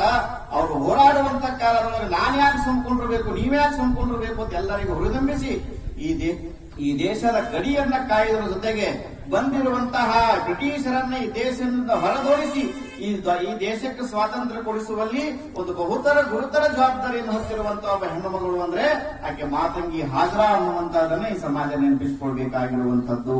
ಇಂಥ ಅಪರೂಪದ ಸೇವೆಯನ್ನು ಮಾಡಿರುವಂತಹ ಮಹನೀಯರನ್ನು ನಾವು ಇವತ್ತೆಲ್ಲ ನೋಡ್ತೇವೆ. ಕಾರಣ ಏನು ಅಂತಂದ್ರೆ ಈ ದೇಶದ ಶಕ್ತಿನೇ ಅಂತದ್ದು, ಈ ದೇಶ ತಾಕತ್ತೇ ಅಂತದ್ದು, ಈ ದೇಶದ ಮಹಿಮೆನೇ ಅಂತದ್ದು. ಕಾರಣ ಚೀನಾ ದೇಶದ ಒಬ್ಬ ವ್ಯಕ್ತಿ ಭಾರತ ದೇಶವನ್ನ ಸೈನಿಕರನ್ನ ಕುರಿತು ಕೇಳಿದಂತೆ, ಅಲ್ಲಪ್ಪ ನಿಮಗ ಭಾರತ ದೇಶದ ಸೈನಿಕರಿಗೆ ಪಗಾರವೂ ಕಡಿಮೆ, ಸವಲತ್ತುಗಳು ಕಡಿಮೆ, ನಿಮಗ ಎಲ್ಲ ನಮಗಿಂತ ಚೀನಾ ಸೈನಿಕರಿಗಿರುವಂತಹ ಸವಲತ್ತುಗಳು ಭಾರತದ ದೇಶದ ಸೈನಿಕರಿಗಿಲ್ಲಲ್ಲ, ಯಾಕೆ ನೀವು ಮನಿ ಮಕ್ಕಳನ್ನ ಬಿಟ್ಟು ಇಲ್ಲಿ ಹೋರಾಡಕ್ ಬರ್ತೀರಿ, ಸುಮ್ಮನೆ ಮನೆಯಾಗಿದ್ರೆ ಅದೆಲ್ಲ ಆನಂದ ಸಿಗ್ತೈತಲ್ಲ ಅಂತ ತಿಳ್ಕೊಂಡು ಕೇಳಿದಾಗ ಭಾರತದ ಸೈನಿಕ ಎಂತ ಕಿಮ್ಮತ್ತಿನ ಮಾತನ್ನ ಹೇಳ್ತಾನ ಚೀನಾ ಸೈನಿಕರಿಗೆ ಅಂತಂದ್ರೆ ನೆನಪಿಸ್ಕೊಳ್ಬೇಕು. ಚೀನಾ ಸೈನಿಕರು ನಿಮ್ಮ ಹೆಂಡತಿ ಮಕ್ಕಳು ಪಗಾರಗಾಗಿ ನೀವು ದೇಶ ಗಡಿಯನ್ನ ಕಾಯಿದ್ರೆ, ಭಾರತದ ಸೈನಿಕರು ಹೆಂಡರು ಮಕ್ಕಳು ಮನೆಯನ್ನ ತೊರೆದು ಪಗಾರಕ್ಕಾಗಿ ಅಲ್ಲ, ಈ ದೇಶದ ರಕ್ಷಣೆಗಾಗಿ ಭಾರತದ ಸೈನಿಕರು ದುಡಿತಾರೆ ಅನ್ನುವಂಥದ್ದನ್ನ ಆತ ಹೇಳ್ತಾನೆ. ಅಂತಂದ್ರೆ ಇಲ್ಲಿಯ ಮಣ್ಣಿನ ಕಣಕಣದಲ್ಲಿಯೂ ಸಹಿತ ಅಂತಹ ಅದಮ್ಯವಾಗಿರುವಂತಹ ಶಕ್ತಿ ಐತಿ ಅನ್ನುವಂತಹದನ್ನು ನಾವೆಲ್ಲ ಗಮನಿಸಬೇಕಾಗಿರುವಂತಹದ್ದು. ಇವತ್ತು ಒಬ್ಬ ಕ್ರಾಂತಿಕಾರಿ ಬದಲಾವಣೆ ಮಾಡಿರುವಂತಹ ಅಣ್ಣಾ ಹಜಾರೆಯನ್ನು ನಾವೆಲ್ಲ ನೆನಪಿಸಿಕೊಳ್ತೇವೆ. ಇವತ್ತು ಅಣ್ಣಾ ಹಜಾರೆ ಆಧ್ಯಾತ್ಮಿಕ ಕ್ರಾಂತಿಯೊಳಗ ಒಂದು ಅಪರೂಪದ ಸಾಧನೆಯನ್ನ ಮಾಡಿದ್ರೆ ಅದರ ಹಿಂದೆನೂ ಸಹಿತ ಅಣ್ಣಾ ಹಜಾರೆನೂ ಸಹಿತ ದೇಶದ ಗಡಿಯನ್ನ ಕಾಯ್ದಿರುವಂತವರು ಅನ್ನುವಂಥದ್ದನ್ನು ನಾವೆಲ್ಲ ಬಹಳ ಸ್ಪಷ್ಟವಾಗಿ ನೆನಪಿಸಿಕೊಳ್ತೀವಿ. ಕಮಾಂಡರ್ನ ಕರ್ಕೊಂಡು ಜೀಪಿನಲ್ಲಿ ಬರುವಂತ ಕಾಲದೊಳಗ ದುರಾದೃಷ್ಟ ಏನಾಗಿಬಿಡ್ತು ಅಂತಂದ್ರೆ, ಮುಂದೆ ಒಂದು ಕಬ್ಬಿಣವನ್ನ ಹೊತ್ತುಕೊಂಡು ಹೋಗುತ್ತಿರುವಂತಹ ಲಾರಿ ಹೊಂಟಿತ್ತು, ಹಿಂದಗಡೆ ಇವರು ಜೀಪ್ ಹೊಂಟಿತ್ತು. ಹೋಗೋ ಕಾಲಕ್ಕೆ ಏನಾಯ್ತು ಅಂದ್ರೆ ಮುಂದಿನ ಗಾಡಿ ಹೋಗೋ ರಭಸಕ್ಕ ಒಳಗಿರುವಂತ ಕಬ್ಬಿನ ಸಲಾಕಿಗಳು ಉದುರ್ತಾ ಜಾರ್ತಾ ಬರಾಕತ್ತು ಅಂತ ಲೋಡ್ ಆಗಿತ್ತು, ಜಾರಿ ಬರಾಕತ್ತಿದ್ದು. ಅದರ ಹಿಂದ ಇವ್ರ ಗಾಡಿ ಜೀಪ್ ಯಾವುದು ಸೈನಿಕರ ಜೀಪ್ ಇತ್ತು. ಅದರ ಮಗ್ಗಲ್ ಕಮಾಂಡರ್ ಕುಂತಾರ. ಆ ಕಮಾಂಡರ್ನ ಕರ್ಕೊಂಡು ಹೋಗುವಂತ ಸಾರಥಿ ಯಾರು ಅಂದ್ರೆ ಇದೇ ಅಣ್ಣಾ ಹಜಾರೆ. ಆ ಸಂದರ್ಭದೊಳಗ ಇನ್ನೇನು ಸಮೀಪದಲ್ಲಿ ಆ ಸ್ಥಳವನ್ನು ಮುಟ್ಟಬೇಕು ಅನ್ನೋದ್ರೊಳಗಾಗಿ ಆ ಕಬ್ಬಿನ ಸಲಾಕೆಗಳು ಗಾಡಿಯಲ್ಲಿ ಕುಳಿತುಕೊಂಡಿರುವಂತಹ ಎಲ್ಲರನ್ನೂ ಸಹಿತ ಹುತಾತ್ಮರನ್ನಾಗಿ ಮಾಡಿದ್ದು. ಅವ್ರ ಜೀವವನ್ನು ತೆಗೆದುಕೊಂಡು ಕಬ್ಬಿನ ಸಲಾಕೆಗಳು ಎದೆಯ ಒಳಗೆ ಹಾಯಿಸೋದು. ಅದರೊಳಗೆ ಉಳಿದಿರುವಂತಹ 4-5 ಜನರೊಳಗೆ ಉಳಿದಿರುವಂತಹ ಒಬ್ಬೊಬ್ಬ ವ್ಯಕ್ತಿ ಅಂದ್ರೆ ಆತ ಅಣ್ಣಾ ಹಜಾರೆ ಅಂತಾನ. ಇವತ್ತು ನನಗೊಬ್ಬ ಭಾರತ ಮಾತೆ ಒಂದು ಜೀವವನ್ನ ಪ್ರಾಣದಾನವನ್ನ ಮಾಡ್ಯಾಳು ಅಂತಂದ್ರೆ ಒಬ್ಬ ಅಣ್ಣಾ ಹಜಾರೆ ದೇಶವನ್ನ ಕಟ್ಟುವುದಕ್ಕೆ ಸಾಧ್ಯ ಇಲ್ಲ. ಸಾವಿರ ಸೈನಿಕರನ್ನ ತಯಾರು ಮಾಡಿ ಧಾರ್ಮಿಕ ಪ್ರಜ್ಞೆಯನ್ನ ದೇಶದ ಅಭಿಮಾನವನ್ನ ಬಿತ್ತರಿಸಬೇಕು ಅಂತ ತಿಳ್ಕೊಂಡು ಸಂಕಲ್ಪ ಮಾಡ್ತಾರೆ ಅಣ್ಣಾ ಹಜಾರೆ. ಇವತ್ತು ರಾಳೆ ಗಣಸಿದ್ಧಿ ಅನ್ನುವಂತ ಒಂದು ಸಣ್ಣ ಹಳ್ಳಿಯನ್ನ ಇವತ್ತು ಅಪರೂಪವಾಗಿ ಕ್ರಾಂತಿ ಮಾಡಿರುವಂತ ಇತಿಹಾಸ ಈ ದೇಶದ ಸೈನಿಕ, ಈ ದೇಶದ ಸಾಮಾಜಿಕ ಕ್ರಾಂತಿಕಾರಕ ಯಾರು ಅಂದ್ರೆ ಆತ ಅಣ್ಣಾ ಹಜಾರೆ ಅನ್ನುವಂತಹದ್ದನ್ನು ನಾವೆಲ್ಲ ಗಮನಿಸಬೇಕಾಗಿರುವಂತದ್ದು. ಇಂತಹ ಅಪರೂಪದ ಸೇವೆಯನ್ನು ಅವರು ಮಾಡಿ ಹೋಗಿದ್ದಾರೆ. ಇವತ್ತು ಭಗತ್ ಸಿಂಗ್ 23 ವರ್ಷಕ್ಕೆ ತನ್ನ ಪ್ರಾಣವನ್ನು ಕೊಟ್ಟ ಈ ದೇಶದ ಸ್ವಾತಂತ್ರ್ಯಕ್ಕಾಗಿ. ಆತನ ತಾಯಿ ಗಲ್ಲಿಗೆ ಭಗತ್ ಸಿಂಗನನ್ನ ಗಲ್ಲಿಗೆ ಏರಿಸುವಂತಹ ಸಂದರ್ಭದಲ್ಲಿ ತಾಯಿ ಕಣ್ಣಾಗ ನೀರು ತೆಗಿತಾಳೆ, ಬಹಳ ದುಃಖಿತಳಾಗ್ತಾಳೆ. ಗಲ್ಲಿಗೆ ಒಬ್ಬ ಹೊಟ್ಟೆಯೊಳಗೆ ಹುಟ್ಟಿರುವಂತಹ ಮಗನನ್ನ ಕಣ್ಣು ಮುಂದೆಯೇ ಗಲ್ಲಿಗೆ ಏರಿಸ್ತಾ ಇದ್ದಾರೆ ಅನ್ನುವಂತಹ ಸಂದರ್ಭದಲ್ಲಿ ನಾ ಹೆಂಗ ಇರುವಂತ ಒಬ್ಬ ಮಗ ಆತನನ್ನು ಸಹಿತ ಗಲ್ಲಿಗೆ ಏರ್ಸಾಕತ್ತಾರ. ಸಣ್ಣ ವಯಸ್ಸ, ಇನ್ನೂ ನೂರಾರು ಕನಸನ್ನ ಕಂಡು ಸಾಕಾರಗೊಳಿಸಿಕೊಳ್ಳುವಂತ ವಯಸ್ಸದ 23ನೇ ವಯಸ್ಸಿಗೆ ಗಲ್ಲಿಗೆ ಏರ್ಸಾಕತ್ತಾರ ಅಂದ್ರೆ ಒಬ್ಬ ತಾಯಿಗೆ ಎಷ್ಟು ಕಷ್ಟ ಆಗ್ಲಿಕ್ಕಿಲ್ಲ. ಆಗತ್ತೆ ಸ್ವಾಮಿ. ಇವತ್ತು ನೀವು ಸ್ಕೂಲಿಗೆ ಕಳಿಸಿದ್ರಿ ಅಂತಂದ್ರ 5:15 ಬರೋ ಗಾಡಿ 5:45 ಬತ್ತು ಅಂದ್ರ 20 ಪ್ರಶ್ನೆ ಕೇಳ್ತೀರಿ ನೀವು. ಕೇಳ್ತೀರಾ ಇಲ್ಲ? 5:15 ಬರೋ ಸ್ಕೂಲ್ ಬಸ್ 5:45 ಬತ್ತು ಅಂದ್ರೆ 20 ಪ್ರಶ್ನೆ ಕೇಳ್ತೀರಿ. ಆದ್ರೆ ಇವತ್ತು ತನ್ನನ್ನ ಹಡೆದಿರುವಂತಹ ತಂದೆ ತಾಯಿಗಳನ್ನ, ಬಾಳ ಸಂಗಾತಿಯಾಗಿ ಬಂದಿರುವಂತಹ ಹೆಂಡತಿ ಮಕ್ಕಳನ್ನ ಬಿಟ್ಟುಕೊಂಡು ವರ್ಷ ಗಂಟಲಿಗೆ ದೇಶದ ಗಡಿಯನ್ನ ಕಾಯ್ತಾರಲ್ಲ ಸ್ವಾಮಿ, ಅವರು ಮಾಡುತ್ತಿರುವಂತಹ ತ್ಯಾಗ ಎಂತದ್ದು ಅನ್ನುವಂತಹದ್ದನ್ನು ನಾವೆಲ್ಲ ಗಮನಿಸಬೇಕು. ಆದರೆ ಭಗತ್ ಸಿಂಗನ ತಾಯಿ ತನ್ನ ಕಣ್ಣು ಮುಂದೆ ತನ್ನ ಮಗನಿಗೆ ಕೊರಳಿಗೆ ಹಾರ ಬಿದ್ದಾಗ ಬೀಳುವ ಸಂದರ್ಭದೊಳಗೆ ಅಳಾಕತ್ತಾಳ. ಅಳುವಂತಹ ಸಂದರ್ಭದೊಳಗ ಈ ದೇಶದ ಸೇನಾನಿ ಭಗತ್ ಸಿಂಗ್ ಅಂತ ಮಾತನ್ನ ಹೇಳ್ತಾನೆ ಅಂತಂದ್ರೆ, ತಾಯಿ, ನಾನು ಯಾವುದೇ ಅಪರಾಧವನ್ನ ಮಾಡಿ ಗಲ್ಲಿಗೆ ಹೋಗ್ತಾ ಇಲ್ಲ, ನಾನು ಯಾವುದೇ ಒಂದು ಕಳ್ಳತನ ಮಾಡಿ ಗಲ್ಲಿಗೆ ಹೋಗ್ತಾ ಇಲ್ಲ, ಯಾರಿಗೆ ಮೋಸ ವಂಚನೆಯನ್ನ ಮಾಡಿ ನಾನು ಗಲ್ಲಿಗೆ ಕೊರಳನ್ನು ಕೊಡ್ತಾ ಇಲ್ಲ. ಈ ದೇಶದ ರಕ್ಷಣೆಗಾಗಿ, ದೇಶದ ಉಳಿವಿಗಾಗಿ ನಾನು ಕೊರಳನ್ನು ಕೊಡ್ತಾ ಇದ್ದೀನಿ, ನೀನ್ ಯಾಕೆ ಅಳ್ತೀಯ ಅಂತ ಪ್ರಶ್ನೆ ಮಾಡ್ತಾನೆ ಭಗತ್ ಸಿಂಗ್ ತಾಯಿ ವಿದ್ಯಾವತಿಗೆ. ನೀ ಆಗಬಾರದು. ಈ ನಾಡಿನೊಳಗ ಬೇರೆ ಮಕ್ಕಳ ತಾಯಿ ಅತ್ತರೂ ಸಹಿತ ನಾನು ವಿಚಾರ ಮಾಡ್ತಿರ್ಲಿಲ್ಲ. ಆದ್ರೆ ಅಪ್ಪಟ ದೇಶಾಭಿಮಾನಿ, ಅಪ್ಪಟ ಸೇನಾನಿ ಭಗತ್ ಸಿಂಗನ ತಾಯಿ ಹೇಳಕತ್ತಾಳು ಅಂದ್ರ ಅದು ನನಗೆ ಅಪಮಾನ ಮಾಡಿದಂಗ ಆಗ್ತೈತಿ ಅಂತ ತಿಳ್ಕೊಂಡು ತಾಯಿಗೆ ಹೇಳ್ತಾನ. ಅವಾಗ ತಾಯಿ ಬಹಳ ಕಿಮ್ಮತ್ತಿನ ಮಾತನ್ನ ಹೇಳ್ತಾಳೆ. ಎಲ್ಲರೂ ನೆನಪಿಸ್ಕೊಳ್ಬೇಕು, ಭಾರತೀಯರಾಗಿರುವಂತವ್ರು. ಭಗತ್ ಸಿಂಗನ ತಾಯಿ ವಿದ್ಯಾವತಿಗೆ ಭಗತ್ ಸಿಂಗ್ ಹೇಳ್ತಾಳಂತ, ನೋಡಮ್ಮ ವಿದ್ಯಾವತಿ, ತಾಯಿ ನೀನ್ ಅಳಬಾರ್ದು ಅಂದಾಗ ತಾಯಿ ಹೇಳ್ತಾಳಂತ ಏನು ಅಂದ್ರೆ, ನೋಡ ಮಗನೇ, ನೀನು ನನ್ನ ಹೊಟ್ಟೆಯೊಳಗೆ ಹುಟ್ಟಿರುವಂತ ಒಬ್ಬ ಮಗ, ನೀನು ಗಲ್ಲಿಗೆ ಏರಾಕತ್ತಿ, ನಿನಗೆ ಸಾವದ, ನೀನು ಭಾರತಾಂಬೆಯ ಮಡಿಲೊಳಗೆ ಒಂದಾಗುವಂತದ್ದನ್ನ ನೋಡಾಕತ್ತೀನಿ ಅಂತಂದ್ರೆ ನನ್ನಿಂದ ನೀ ದೂರ ಆಗಾಕತ್ತಿ ಅಂತ ತಿಳ್ಕೊಂಡು ದುಃಖದಿಂದ ನಾನು ಕಣ್ಣಾಗ ನೀರು ಹಾಕಾಕತ್ತಿಲ್ಲ.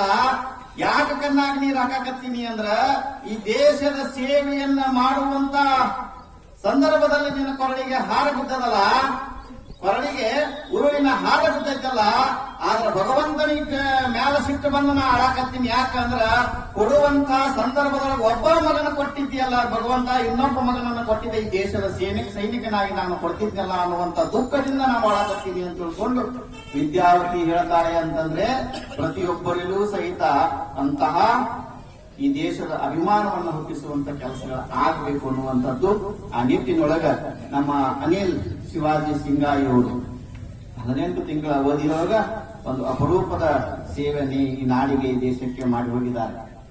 ಕಾರಣ ಅವರ ಭಗವಂತನ ದೃಷ್ಟಿಯೊಳಗ ಭಗವಂತನ ಯಾರು ಪ್ರಿಯ ಆಗಿರ್ತಾರೆ, ತನಗೆ ಬೇಕೆಂದು ಎತ್ತಿಕೊಂಡ ಅಂತ ಬಸವಣ್ಣ.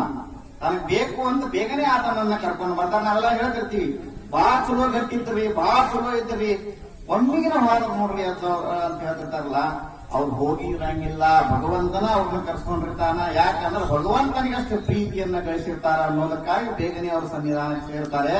ಆದ್ರೆ ಅದು ದುರಾದೃಷ್ಟ ಅನ್ನುವಂಥದ್ದಲ್ಲ, ಅದು ಅದೃಷ್ಟ ಅನ್ನುವಂಥ ಭಾವವನ್ನು ನಾವು ಮಾಡಿಕೊಳ್ಬೇಕಾಗಿರುವಂತದ್ದು. ಆ ನಿಟ್ಟಿನೊಳಗೆ ನಮ್ಮ ಶಿವಾಜಿ ಅವರಿಗೆ ಒಂದು ಅವ್ರ ಬಹಳ ಕಷ್ಟದ ಜೀವನವನ್ನು ನಾನು ಮುಂದೆ ಹೇಳಕತ್ತಿದ್ರು. ನನ್ನ ಮಗ ಸೈನಿಕ ಸೇರಬೇಕಾಗಿತ್ತು ಅಂದ್ರೆ ಏನೆಲ್ಲವನ್ನ ಕಷ್ಟಪಟ್ಟು ಆ ಸೈನ್ಯವನ್ನ ಸೇರಿದ ಅಜ್ಜವ್ರೆ ಅನ್ನುವಂಥದ್ದನ್ನ ಬಹಳ ಕಷ್ಟ ಹೇಳಕತ್ತಿದ್ರು, ನೊಂದುಕೊಂಡು ಹೇಳಕತ್ತಿದ್ರು. ನಿಜವಾಗ್ಲೂ ಸಹಿತ ಅವ್ರಿಗೆ ನಾನು ಒಂದು ಭರವಸೆಯನ್ನು ಕೊಡ್ತೇನೆ. ಏನು ಅಂತಂದ್ರೆ, ಜೀಜಾಬಾಯಿಗೆ ಶಿವಾಜಿ ಮಹಾರಾಜ ಅನ್ನುವಂತ ಒಬ್ಬ ಪುತ್ರ ಇದ್ದ. ಜೀಜಾಬಾಯಿಗೆ ಶಿವಾಜಿ ಮಹಾರಾಜ ಅನ್ನುವಂತ ಒಬ್ಬ ಪುತ್ರ ಇದ್ದ. ಆತ ತಾಯಿಯ ಗರಡಿಯೊಳಗ ಪಳಗಿದ್ದ, ಈ ದೇಶಕ್ಕೆ ಹಿಂದೂ ಸಾಮ್ರಾಟನಾಗಿ ನಿಂತ ಅನ್ನುವಂಥದ್ದು ಹಿಂದೂ ಸಾಮ್ರಾಟನಾಗಿ ನಿಂತ. ಇಲ್ಲಿ ಒಂದು ಪರಿವರ್ತನೆಯನ್ನು ಜೀಜಾಬಾಯಿಗೆ ಶಿವಾಜಿ ಮಹಾರಾಜನಾಗಿ ಹಂಗೆ ನಿಂತನೋ ಹಂಗ ಶಿವಾಜಿ ಮಹಾರಾಜನಿಗೆ ಅನಿಲ್ ಅನ್ನುವಂತ ಒಬ್ಬ ಸೈನಿಕನು ಸಹಿತ ಈ ನಾಡಿಗೆ ಅಮರನಾಗಿ ನಿಂತ ಅನ್ನುವಂತಹದನ್ನ, ಕರೋಸಿಗೆ ಕೀರ್ತಿಯನ್ನ ತಂದ ಅನ್ನುವಂತಹದನ್ನ ನಾವೆಲ್ಲ ಬಹಳ ಸ್ಪಷ್ಟವಾಗಿ ನೆನಪಿಸಿಕೊಳ್ಬೇಕಾಗಿರುವಂತದ್ದು. ಇವತ್ತು ಒಬ್ಬ ರಾಜಕಾರಣಿ ಮಾಡದಿರುವಂತಹ ಕಾರ್ಯವನ್ನ, ಒಂದು ಸಮಾಜ ಮಾಡದಿರುವಂತಹ ಕಾರ್ಯವನ್ನ, ಒಬ್ಬ ಸಾಧಕ ಮಾಡದಿರುವಂತಹ ಕಾರ್ಯವನ್ನ ಈ ದೇಶದ ಸೈನಿಕ ಮಾಡ್ತಾನೆ ಅನ್ನುವಂಥದ್ದನ್ನು ನಾವೆಲ್ಲ ಸ್ಪಷ್ಟವಾಗಿ ನೆನಪಿಸಿಕೊಳ್ಬೇಕು. ಇವತ್ತು ಯಾವ ದೇವರಿಗೆ ಕೈ ಮುಗಿತಿರೋ ಬಿಡ್ತಿರೋ ಗೊತ್ತಿಲ್ಲ. ನಾನು ನಿಮಗೆ ಹೇಳೋದೇನು ಅಂದ್ರೆ, ಯಾವ ದೇವರಿಗೆ ಕೈ ಮುಗಿದೇ ಇದ್ರೂ ಸಹಿತ ನಡೀತದೆ. ಆದ್ರೆ ಎಲ್ಲಿಯಾದರೂ ಸೈನಿಕರು ನಿಮಗೆ ಕಂಡ್ರು ಅಂದ್ರೆ ಮೊದಲು ಅವರಿಗೆ ಹಣೆ ಮುಟ್ಟಿ ನಮಸ್ಕಾರ ಮಾಡುವಂತ ಪ್ರತೀತಿಯನ್ನ ಪ್ರತಿಯೊಬ್ಬ ಭಾರತೀಯನು ಮಾಡುವಂತ ಕೆಲಸ ಮಾಡಬೇಕಾಗೈತಿ ಇವತ್ತು. ಕಾರಣ ಏನು ಅಂದ್ರೆ, ಅವರು ಗಟ್ಟಿಯಾಗಿ ನಿಂತಾರ ಅಂತ ತಿಳ್ಕೊಂಡು ಇವತ್ತು ನಾವು ಗಟ್ಟಿಯಾಗಿ ನಿಂತೀವಿ ಅನ್ನುವಂಥದ್ದನ್ನು ಬಹಳ ಸ್ಪಷ್ಟವಾಗಿ ನೆನಪಿಸಿಕೊಳ್ಬೇಕು. ಇಂತಹ ಅಪರೂಪದ ಪುತ್ಥಳಿಯನ್ನ ಇವತ್ತು ಈ ಭಾಗದೊಳಗೆ, ಕರ್ನಾಟಕದೊಳಗೆ ನಾನು ಬಹಳಷ್ಟು ಕಡೆ ಹೋಗಿ ಬಂದಿದ್ದೇನೆ. ಇವತ್ತು ಅನಿಲ್ ಶಿವರಾಜ್ ಅವರ ಈ ಸ್ಮಾರಕ ಏನಿದೆ, ಪುತ್ಥಳಿ ಏನಿದೆ, ನನಗೆ ಇದು ನೋಡಿದಾಗ ಹಿಂಗ ಅನಿಸಿತ್ತು, ಯಾವ ದೇವಸ್ಥಾನಕ್ಕಿಂತಲೂ ಕಡಿಮೆ ಇಲ್ಲ ಈ ಪುತ್ಥಳಿ ಅನ್ನುವಂಥದ್ದನ್ನು ನಾನು ಹೇಳಲಿಕ್ಕೆ ಬಹಳ ಹೆಮ್ಮೆಯನ್ನು ಪಡ್ತೇನೆ. ಆ ನಿಟ್ಟಿನೊಳಗ ಶಿವಾಜಿ ಅವರಿಗೆ ನಾನು ಒಂದು ಮಾತನ್ನು ಹೇಳೋದೇನು ಅಂತಂದ್ರೆ, ನಮ್ಮ ಅತಿಥಿಗಳು ಮಾತನಾಡುವಂತ ಸಂದರ್ಭದೊಳಗೆ ಹೇಳಿದ್ರೆ ಏನು ಅಂದ್ರೆ, ಶಿವಾಜಿ ಅನಿಲನಿಗೆ ಒಬ್ಬ ಮಗ ಅಲ್ಲ, ಈ ದೇಶದ ಭಾರತೀಯ ಪ್ರತಿಯೊಬ್ಬ ಮನುಷ್ಯನೂ ಸಹಿತ ಆತನಿಗೆ ಸುಪುತ್ರರಾಗಿರ್ತಾರೆ ಎನ್ನುವಂತದ್ದನ್ನು ನಾವೆಲ್ಲ ಗಮನಿಸಬೇಕಾಗಿರುವಂತದ್ದು.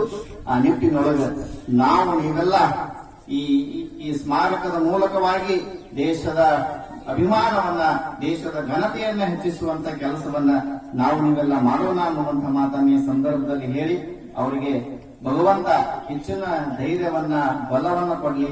ಅವರ ಮನೆತನ ಯಾರಪ್ಪ ಅಂದರೆ, ಯಾರು ಅಂಥ ಯುದ್ಧಗಳಲ್ಲಿ, ಸಂಘರ್ಷಗಳಲ್ಲಿ, ಅಂತಾರಾಷ್ಟ್ರೀಯಗಳು ಈ ವೈರಿಗಳ ಒಂದು ಎದುರಿನಲ್ಲಿ, ತೋಪಿನ ಎದುರಿನಲ್ಲಿ, ಬಾಂಬಿನ ಒಳಗೆ ಸಿಕ್ಕು ಎದುರಿಸಿ ಬಂದಂಥ ನಮ್ಮ ಸೈನಿಕರಲ್ಲ, ಅವರಿಗೆ ಸೈನಿಕರೆಂದರೆ ಏನು, ಸೈನಿಕರು ನಿಜವಾಗಿ ಎಷ್ಟು ಕಷ್ಟಪಡ್ತಾರೆ, ಅವರ ಜೀವನ ಸಾಮಾನ್ಯ ಒಳಗಿರುವಂಥ ಮನುಷ್ಯರಿಗಿಂತ ಎಷ್ಟು ತುರ್ತಿರನ್ನುವಂಥದ್ದು ಅವರಿಗೆ ಒಂದು ಸ್ವಾನುಭವಗಳಿದಾವೆ.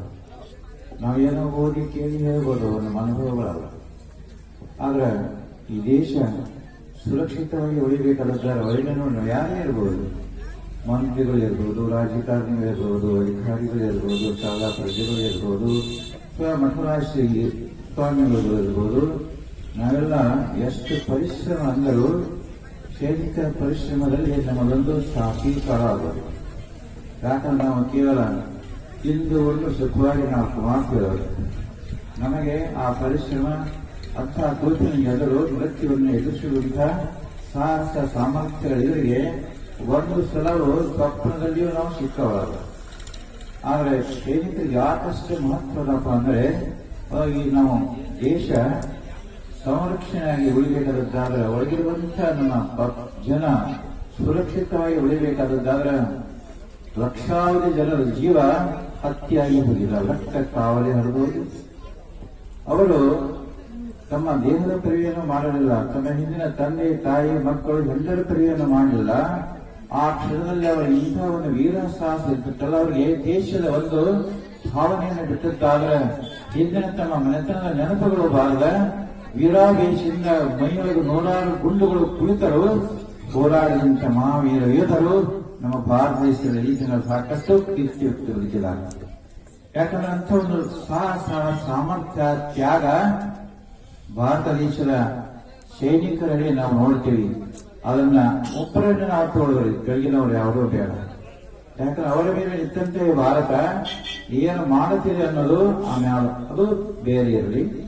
ಇಲ್ಲಿ ಸೈನಿಕರದ್ದು ಒಂದೇ ಹೇಳಿದ್ರು, ಸೈನಿಕರ ಅದಾರ ಅಂತ ತಿಳ್ಕೊಂಡ ನಾವು ಒಳಗೆ ಗುರುಗಳು ಹೇಳಿದ್ರು, ಕೇರಳದ ಗುರುಗಳು ಹೇಳಿದ್ರು, ಎಲ್ಲರಿಗೂ ಇರುವಂತ ಅನುಭವದ ಮಾತು. ಪ್ರತಿಯೊಬ್ಬರು ಇದನ್ನ ಗುರುತಿಸ್ತಾರೆ. ಸೈನಿಕರು ಅಲ್ಲಿ ಸುರಕ್ಷಿತವಾಗಿ ನಮ್ಮ ಬೌಂಡ್ರಿ ಅಥವಾ ಸೀಮೆಯನ್ನ ಕಾದಿದ್ದಾರೆ.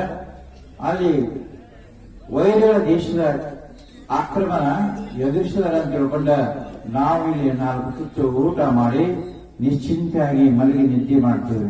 ಇಲ್ಲದೇ ಹೋದಂತಾದ್ರೆ ಭಾರತ ಪಾಕಿಸ್ತಾನ ಆಗ್ಬೋದು, ಭಾರತ ಚೈನಾನ ಆಗ್ಬೋದು, ಭಾರತ ಪರಿಸರ ಕೈಗಳು ಸಿಕ್ಕಂತೆ ಯಾವ ದೇಶದವರನ್ನು ಯಾವ ಕಾಲಕ್ಕೆ ಆಕ್ರಮಣ ಮಾಡಿ ಇದರ ಸ್ವಾತಂತ್ರ್ಯವನ್ನು ಹರಣ ಮಾಡ್ತಾರದು ಹೇಳಲಿಕ್ಕೆ ಬರೋದಿಲ್ಲ. ಒಂದು ವೇಳೆ ದೇಶದಲ್ಲಿರುವಂತಹ ಮನುಷ್ಯರು ಮನುಷ್ಯ ಜಾತಿಯವರಾಗಿ ಮನುಷ್ಯರನ್ನ ಪ್ರೇಮ ಮಾಡಿ ಎಲ್ಲ ಮಾನವರು ವಿಶ್ವದಲ್ಲಿ ಹುಟ್ಟಿದಂಥವರು ನಾವೆಲ್ಲರೂ ಮಾನವರೇ ಅಂತ ತಿಳ್ಕೊಂಡು ಸರಿಯಾಗಿ ದ್ವೇಷವನ್ನು ಅಳೆದು ಅವರವರ ದೇಶದವರು ನಿಶ್ಚಿಂತರಾಗಿ ಪ್ರತಿಯೊಂದು ದೇಶದವರಿಗೆ ಅವರವರಿಗೆ ಬದುಕಲಿಕ್ಕೆ ಕೊಟ್ಟಿದ್ದಾದ್ರೆ ಇಂಥ ಅಮಾನವೀಯ ಕೃತ್ಯ ಯುದ್ಧಕ್ಕೆ ಹೋಗಿ ಕೊಟ್ಟಾವಳಿ ಸೈನಿಕರು ಸಾಕು ಅವರ ಹಿಂದಿನ ಮನೆತನಗಳು ನಾಶವಾಗಿ ಬೃಂದರ ಪರಿಸ್ಥಿತಿಯನ್ನು ಒದಗಿಸುವಂತಹ ಸ್ಥಿತಿ ಈ ಭೂಮಿ ಮೇಲಿರುವಂತಹ ಮನುಷ್ಯರಿಗೆ ಯಾರಿಗೂ ಬರ್ತಿದ್ರು. ಈ ಸೀಮೆಗಳ ಕಾರಣದಿಂದ ಭಾರತ ಪಾಕಿಸ್ತಾನ ನಮ್ಮ ದೇಶದವರಿಗೆ ನಾವು ವೀರಂತೀವಿ, ಪಾಕಿಸ್ತಾನದ ತಮ್ಮ ದೇಶ ಅವರು ವೀರಂತಾರೆ, ಚೀನಾದವರು ಅವರ ದೇಶಕ್ಕೆ ಅವರು ವೀರಂತಾರೆ. ಅದರ ಎಲ್ಲಾ ವೀರರ ನಡುವೆ ಯಾವ ಕಾರಣದಿಂದ ಮನುಷ್ಯರು ಇಂತಹ ಬುದ್ಧ ಹತ್ಯೆಗೈಯುವಂತಹ ಮಾನವರನ್ನೇ ಮನುಷ್ಯರು ನಾಶ ಮಾಡುವಂತಹ ಇಂತಹ ಮಹಾಸ್ವಾರ್ಥ ಯಾತಕ್ಕಾಗಿ ಬಂತು?